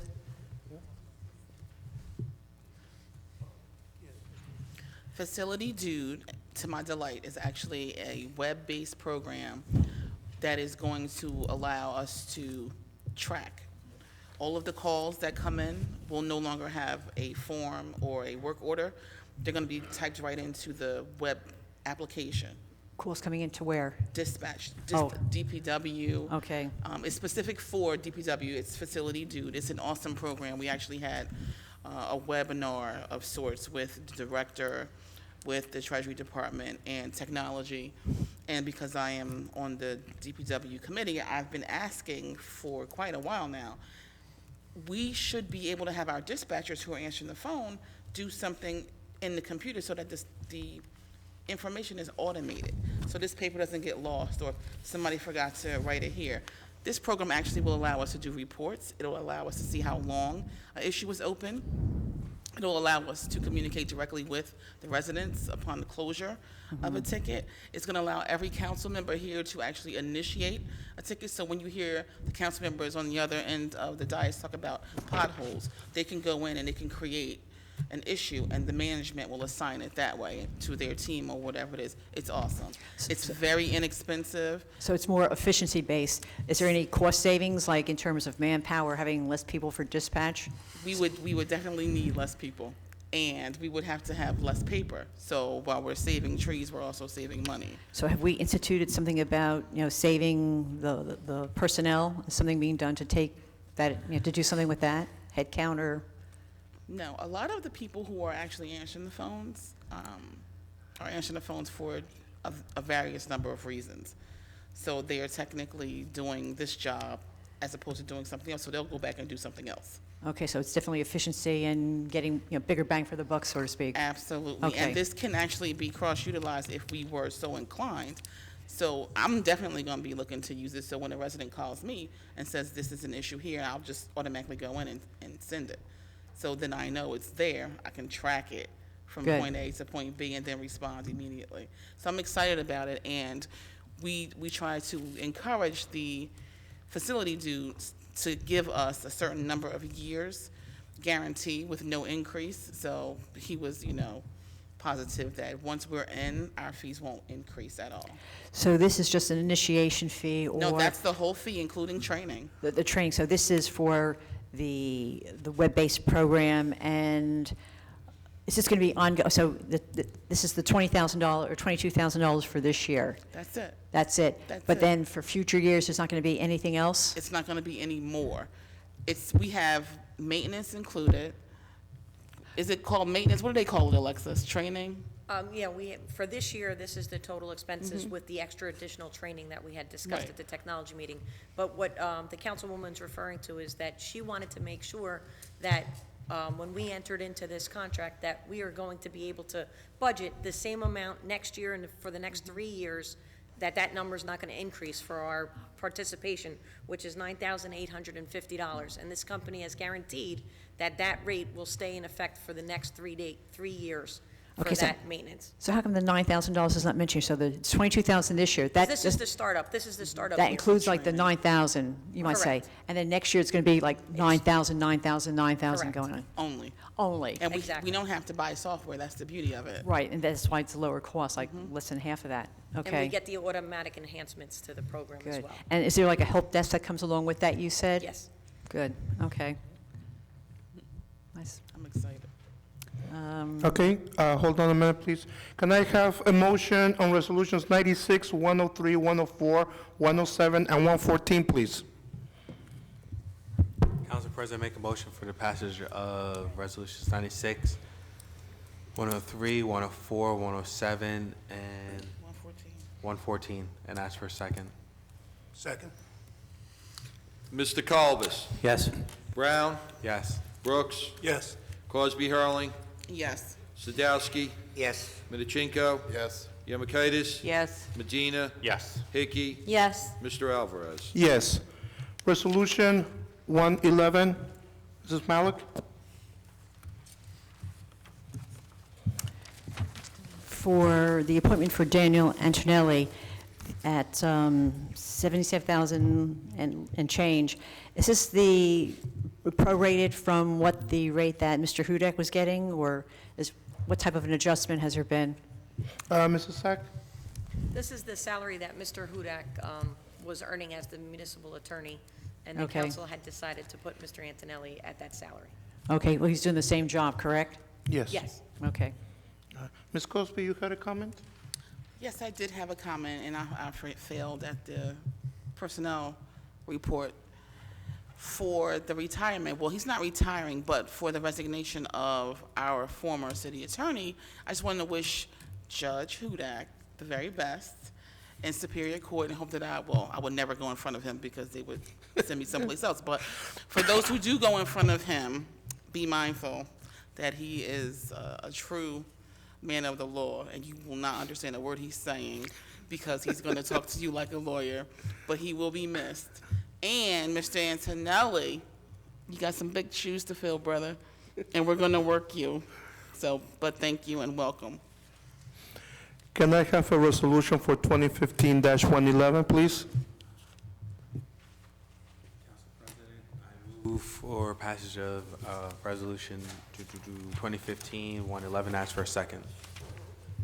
Second. Mr. Colbus? Yes. Brown? Yes. Brooks? Yes. Cosby Hurling? Yes. Sadowski? Yes. Midachinko? Yemakaitis? Yes. Medina? Yes. Hickey? Yes. Mr. Alvarez? Yes. Resolution 113, ma'am, can you please come up? Sylvia Weiss.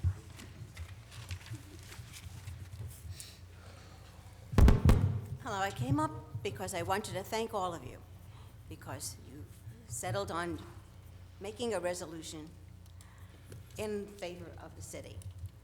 And I think that that's a great idea. You have to also, I just found out recently that they're going to try to pass a bill getting rid of the right of eminent domain in our favor, making it easier for people to take our land away from us. So you're going to have to battle that, I hope.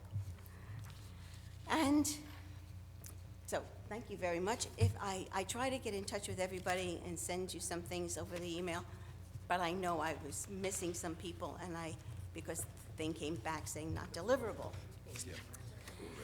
Can I take the time to also make a comment on 103? Because I didn't know what that was about. And the fact that the mayor of Carteret and the mayor of our city will be getting together. They have an environmental project there called Soil Safe. Soil Safe is, I hate to say this, but it's politically involved. And it's very difficult, but there are people fighting this. The DEP had reports that it was not a very good idea. You know, that Staten Island is against it because they're afraid that the contaminated soil on the other side of the Rollway River in Carteret will be under a lot of pressure and will be seeping out into the Rollway River, going into the bay where they have clamming and fishing. So that's not a done deal exactly yet, but the more you try to put on a wetlands, the more impermeable you make the soil, the more flooding you're going to have upstream, because the water will not be able to soak into a wetland if there isn't a wetland left. Excuse me, ma'am. I was just told that last year we passed a resolution against that. Well, I don't know what the mayor of Carteret is going to come in and talk about, but we shouldn't be making any. No, the mayor of building Carteret on is just our coming side. in to talk and chat and gives us ideas. That's all. Okay, so you know that, so you've made a resolution against Soil Safe? Last year. Missed that. But we're still fighting it. It's the ARC, the Roll Yes, River ARC. We the did Rollway oppose that. Arch. We opposed it last year. Okay. I thank you very Good for much. you. Thank you very much for your time, and thank you for your resolution. Thank you. Can I have a motion for 113, please? Council President, make a motion for passage of Resolution 113. Ask for a second. Second? Mr. Kalbus? Yes. Brown? Brooks? Yes. Cosby Hurling? Yes. Sadowski? Yes. Midachinko? Yes. Yemakaitis? Yes. Medina? Yes. Hickey? Yes. Mr. Alvarez? Yes. We have Resolution 126 that will be read by Mr. Bodek. Sir? City of Linden, resolution to amend the current fund temporary operating budget for the period of January 1, 2015 through March 31st, 2015. Whereas NJSA 40A:4-19 provides that where any contract, commitment, or payments are made prior to the final adoption of the 2015 current operating budget, temporary appropriation should be made for the purpose and amounts required in the manner and time therein provided. And whereas the total temporary appropriations in the 2015 current operating budget is the sum of $22,446,880.69, and whereas it is necessary to make adjustments to the temporary budget resolution, which was adopted on January 7th, 2015, to be amended to the following: snow removal, salary and wages, add $40,000. Snow removal, other expenses, add $10,000. Social Security system, other expenses, subtract $50,000. Now therefore be it resolved that the following temporary appropriations be adjusted for current fund, and that a certified copy of this resolution be transmitted to the Chief Financial Officer for her records. Any questions from the public? Comments? Any comments? Ms. Cosby? Yes. So everyone heard the numbers, and the reason for this, it says snow removal. We are going to investigate the reason for the elevated amount in this. Seems a little excessive, and while we want to make sure our streets are safe and clean, there's an issue with the excessive amount that was given in overtime. So I just wanted to let everybody know that, I mean, we're taking money from one account to another account, and we're on a temporary budget. So we're going to meet with the department manager, treasury, and myself, and we are actually, for the council president, going to investigate, because I know that in our town, you know, we have less employees than we used to have, but we have a lot of employees who are highly paid, and I know I'm going to make a few enemies here, but a lot of folks who are earning overtime are earning at an astronomical rate. So we need to find out where this money went when we didn't really have that much snow. So I just wanted to put that out there so everybody was clear on why we're doing this. That's it. Can I have a motion for 126, please? Council President, make a motion for the passage of ordinance 2015-126, and ask for a second. Second. Mr. Colbus? Yes. Brown? Yes. Brooks? Yes. Crosby Hurling? Yes. Sadowski? Yes. Minichinko? Yes. Yamakaitis? Yes. Medina? Yes. Hickey? Yes. Mr. Alvarez? Yes. This time, before we go to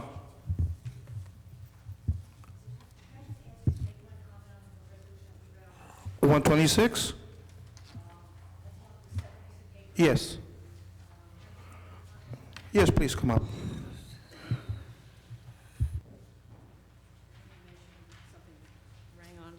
Rang a bell. When I look at this here, it says snow removal, the 40,000 to 10,000, but this last line item, social security systems, other expenses, $50,000, so I must be brain dead right now. But social security for $50,000 for these other items of 40 and 10, somehow it doesn't make sense. Mrs. Sack?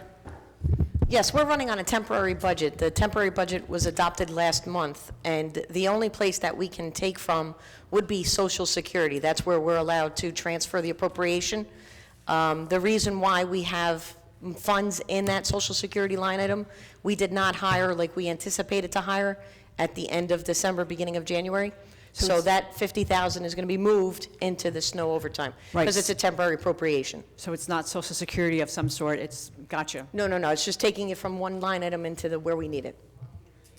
Yeah, basically. Thank you. Before we go into ordinance first readings, I would like to congratulate Judge John Hudak. He's been with the city many years, and he was just recently appointed to Superior Court. Filling his spot, I would like to congratulate Dan Antonelli, who, as Ms. Cosby said, he has some big shoes to fill. Congratulations, Danny. And of course, taking Danny's position is Mohammed Jallo. He's a lawyer here, has been helping us with different cases, the public defendant, and he is in municipal court. So I can say welcome because it's been with us. So I just want to say congratulations. Now for first readings on ordinances number 59-5. Bond ordinance authorizing the removal of underground storage tanks and remediation at sites at various locations for the engineering department, appropriating $110,000 therefore, and authorizing the issuance of $104,500 in bonds or notes to finance part of the cost.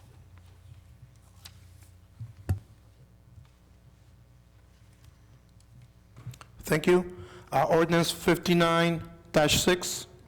Oh, I'm sorry. Can I have a motion to introduce the ordinance, please? A comment. No comments. Can I have a motion to introduce the ordinance, please? Public?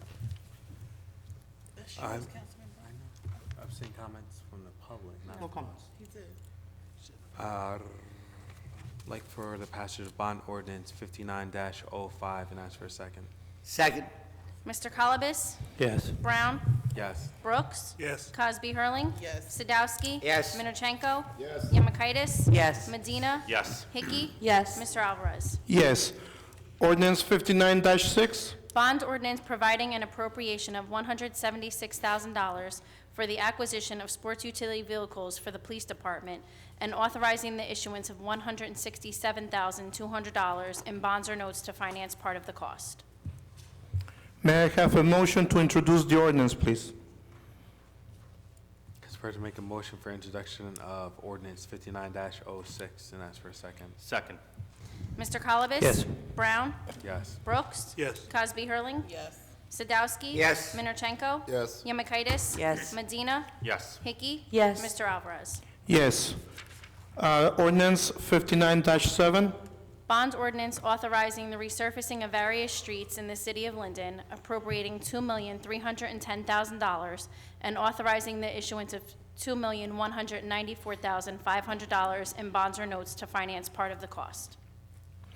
May I have a motion to introduce the ordinance, please? Council President, make a motion for introduction of ordinance 59-07. Ask for a second. Second. Mr. Colobus? Yes. Brown? Yes. Brooks? Yes. Cosby Hurling? Yes. Sadowski? Yes. Minorchenko? Yes. Yemakaitis? Yes. Medina? Yes. Hickey? Yes. Mr. Alvarez? Yes. Ordinance 59-8. Bond ordinance amending bond ordinance number 5512, finally adopted by the City of Council, City of Linden, on March 15, 2011, relative to the closure of Linden landfill. May I have a motion to introduce the ordinance? Yes, Mr. President. I ask for introduction of ordinance 59-08 and ask for a second. Second. Mr. Colobus? Yes. Brown? Yes. Brooks? Yes. Cosby Hurling? Yes. Sadowski? Yes. Minorchenko? Yes. Yemakaitis? Yes. Medina? Yes. Hickey? Yes. Mr. Alvarez? Yes. Ordinance 59-9. An ordinance to amend an ordinance entitled, an ordinance establishing a schedule of titles, salary ranges, and regulations for maintaining the classification and salary standardization plan of all employees of the City of Linden, passed August 15, 1995, and approved August 16, 1995. Add Schedule 4, JJ3. May I have a motion to introduce the ordinance, please? Mr. President, I'd like to introduce ordinance 5909 and seek a second. Second. Mr. Colobus? Yes. Brown? Yes. Brooks? Yes. Cosby Hurling? Yes. Sadowski? Yes. Minorchenko? Yes. Yemakaitis? Yes. Medina? Yes.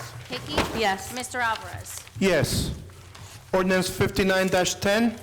Bond ordinance providing an appropriation of $1,100,000 for wetland remediation for the landfill and airport, and authorizing the issuance of $1,045,000 in bonds or notes to finance part of the cost. May I have a motion to introduce the ordinance, please?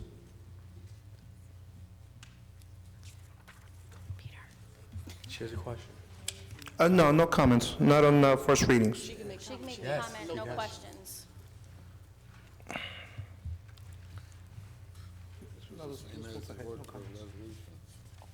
Can I have a motion to introduce the ordinance, please? Council President, make a motion for introduction of ordinance 59-10 and ask for a second. Second.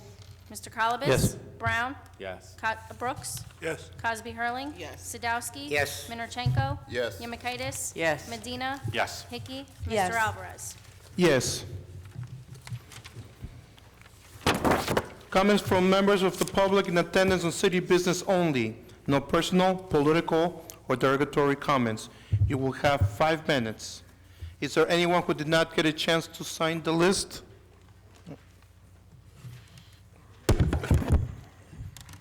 It's okay, I got you.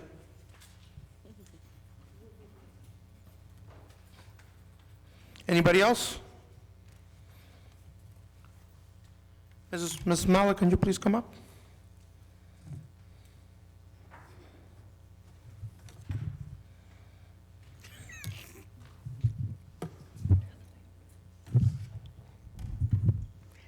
You're adding your name, huh?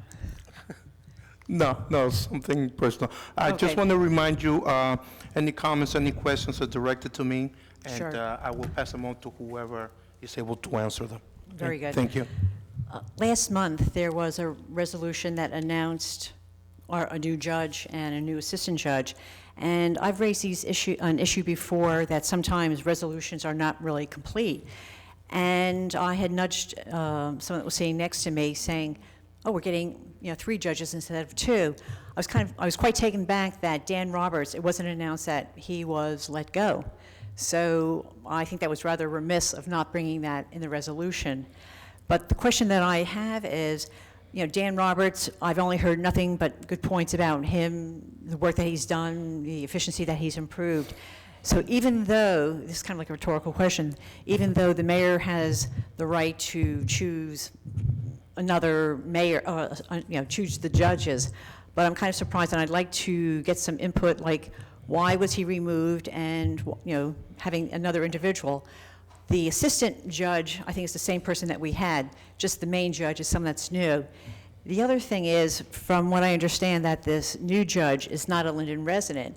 And I know, Mayor, that you are talking about like Linden residents coming first or Linden comes first. So I'm kind of taken back that this new judge is not a Linden resident, and I'm not quite sure if she has a business in Linden. First, I want to say Daniel Roberts is not only was a great judge. Right. I was glad I didn't have to go in front of him. Very nice person and a great soccer coach. I know Danny many years. Okay. According to our system of government, it is the mayor who decides who he's going to appoint, as you mentioned. The assistant judge was the one who got moved up to be the first judge, and is the new assistant, the one that was brought in. She's highly qualified. But is that, is she She's the one from- that's not from Linden. Right, okay. Okay, she's highly qualified.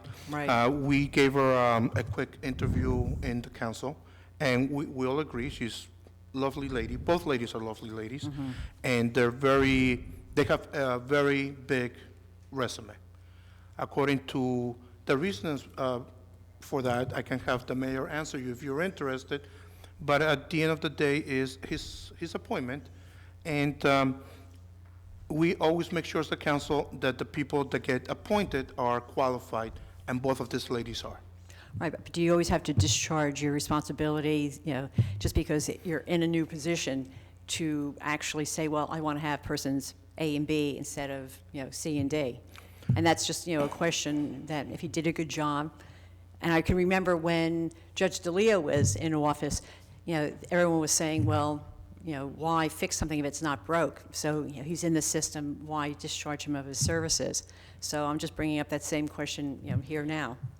Well, at the end of the day, ma'am, I do agree with you in some points. Business-wise, on the outside, when you have new management come in, a lot of the times they get rid of the middle Deadwood. management. Okay, but at the end of the day is the mayor's appointment. Okay. Mayor, would you like to make any comments? No, I concur. At the end of the day, it is my appointment, and any municipal judge, they know when they take the position that they are at the mayor's disposal. I mean, when Dan Roberts took the position, he knew very well that, and he admitted himself, he says, if America Bunker is no longer the mayor, he understood that he ran the risk of not being appointed again. And regardless of the job that he's done, I thought that the two appointments that I made would do an outstanding job here in Linden, and I think they're going to do a very good job, as they have already begun. Right, and even though one is not a Linden resident. No, That has nothing to do with it, ma'am. No, in Okay. most cases, in almost every town, the municipal judges are not the residents, they don't live in town. Right, In fact, we have an exception to the rule here with Cassandra Corbett McGee. I think she's one of the only judges in Union County who lives in the town that she presides in. And in fact, most judges prefer to be in a different town, Right. because they're presiding over people who have been involved in sometimes nefarious activities, and it's in their best interest sometimes not even to Gotcha. be in their town. Right. The second point is, and this, well, eventually, I think for our police chief, but as you say, I'll direct it to you, that what's the basis for assigning cars for our mayor? I know that someone had called me on this, that initially a car, like a nice SUV, was appointed for the mayor, and then now it was reduced to back to the original mayor's car. So what I'd like to know is, what's the basis for assigning a vehicle? And this is just for, city business, not for fancy transportation. So I'd like to have some comment on that. He's driving the Crown Victoria, the car. Right, And, but initially he it was uses- something else. He uses for city business. Right. And sometimes, obviously, city business takes him away from the city, Right. Trenton and other places. But that's basically what his car is for. Right, and that he's going to stick with that Crown Victoria. It's not going to be upgraded? Because I know initially he was driving something else, and then... So, I mean, that's fine, okay, because I don't have that much time. I'd like to respond to that. Sure. For as long as I can remember, I remember mayors who drove Cadillacs. brand-new Cadillacs. Yep. The fact of the matter is, the Crown Victoria doesn't handle very well in bad weather. And I opted for something with a four-wheel drive. And at the time, I told the chief I did not want a new vehicle. The chief offered me a new vehicle. I opted for an older SUV. Now, unfortunately, the SUV that was awarded to me was one that was purchased with Homeland Security money, so I had to give it back.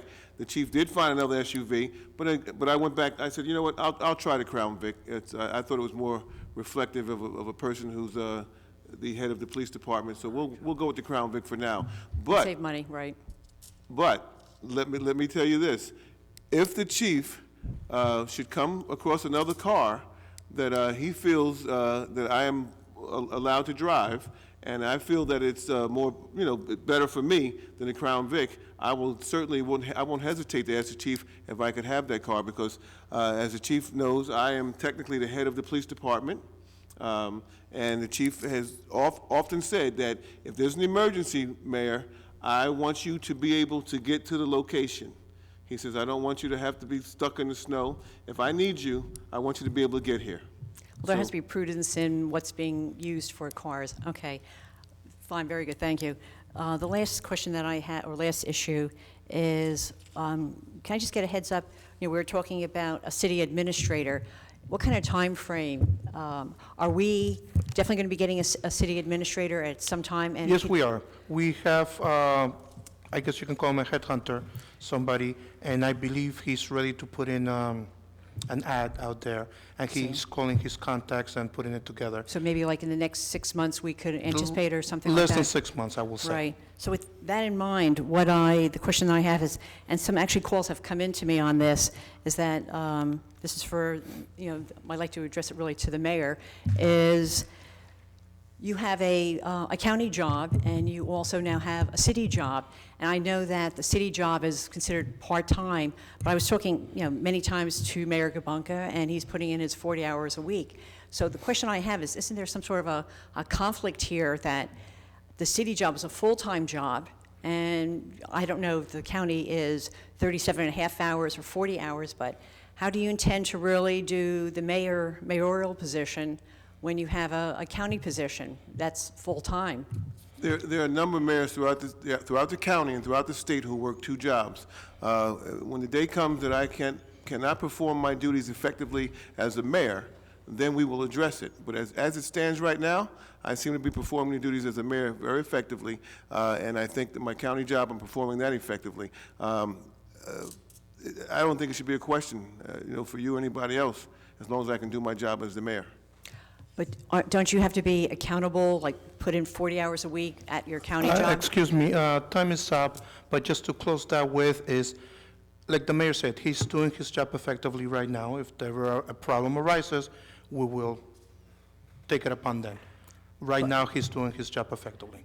All right, well, there's doing a job, but then accountable time, I mean, that has a lot of merit to say that the amount of time that you're actually putting into your positions. Well, what you should do, Mayor, that's it. Let me ask this. No, you should be at my house at 4 o'clock in the morning when the phone rings, when there's a fire, okay? We work 24 hours a day as mayors, okay? Whenever there's a problem, we're on call, okay? The notion of whether I'm putting 40 hours in as a mayor, or 40 hours in at my other job, it doesn't make a difference. First of all, the mayor's job in Linden is considered part-time. Okay, but I'm working it full-time regardless. I spend a lot of time at this, okay? Again, if that time should arise where I can't perform my job effectively, that's when you come to the mic and say, Mayor Armstead, you're not doing your job and performing your duties effectively, okay? And furthermore, okay, I don't think it's any of your business. Very good, thank you. Okay, that's it. Thank you.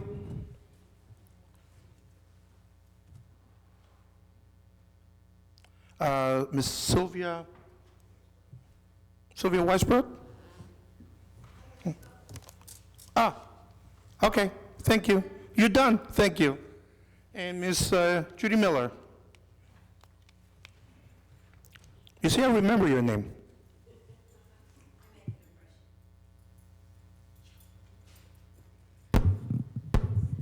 Good evening. I just wanted to make a comment about the snow removal. So far in my ward, in the 10th ward, it's been very good, really very good, especially today. They went in and out with the little pickup truck. In fact, it was number 14, okay? They right to the curb. My problem is not with Public Works, it's with the people that when we say remove your car from the street, It doesn't mean when your neighbor removes their car, you come out and take your car and put it in front of their house. It also doesn't mean when the garage doors open up and the snow blower comes out, do not blow it in the street. The plows go by, the snow blowers come out, and the street is a mess again. Now you have cars being stuck. We're not supposed to pile it in the street also. I don't know why the street has become a dumping ground for everything. If you put mounds of snow in the street and the plow comes by, it's going in the next person's driveway. We're not supposed to put it in the street, are we? No. You can get a summons for that, right? That's a good question. Let me look into, yes? Yes. And with the snow blower also, you're supposed to aim it at your property, right? Yes. Okay, thank you. But so far, so good. Okay, great. Okay. I'll pass it over to DPW. Thank you. The following council meetings will be as follows. Council conference meeting, Monday, March 16, 2015, at 6 p.m. in the council conference room, City Hall, 301 Northwood Avenue. Council conference meeting prior to the council meeting, Tuesday, March 17, 2015, at 6 p.m. in the council conference room, City Hall, 301 Northwood Avenue. Council meeting, Tuesday, March 17, 2015, at 7 p.m. in the council chamber, City Hall, 301 Northwood Avenue. Everybody have a happy Mardi Motion to Gras, adjourn. whatever's left over, and let's be very careful with the snow. I need a motion for adjournment. Motion. Motion. Second? Mr. Colbus? Yes. Brown? No. Brooks? Yes. Cosby Early? Yes. Sadowski? Yes. Midachinko? Yes. Yamakaitis? Yes. Medina? Yes. Hickey? Yes. Mr. Alvarez?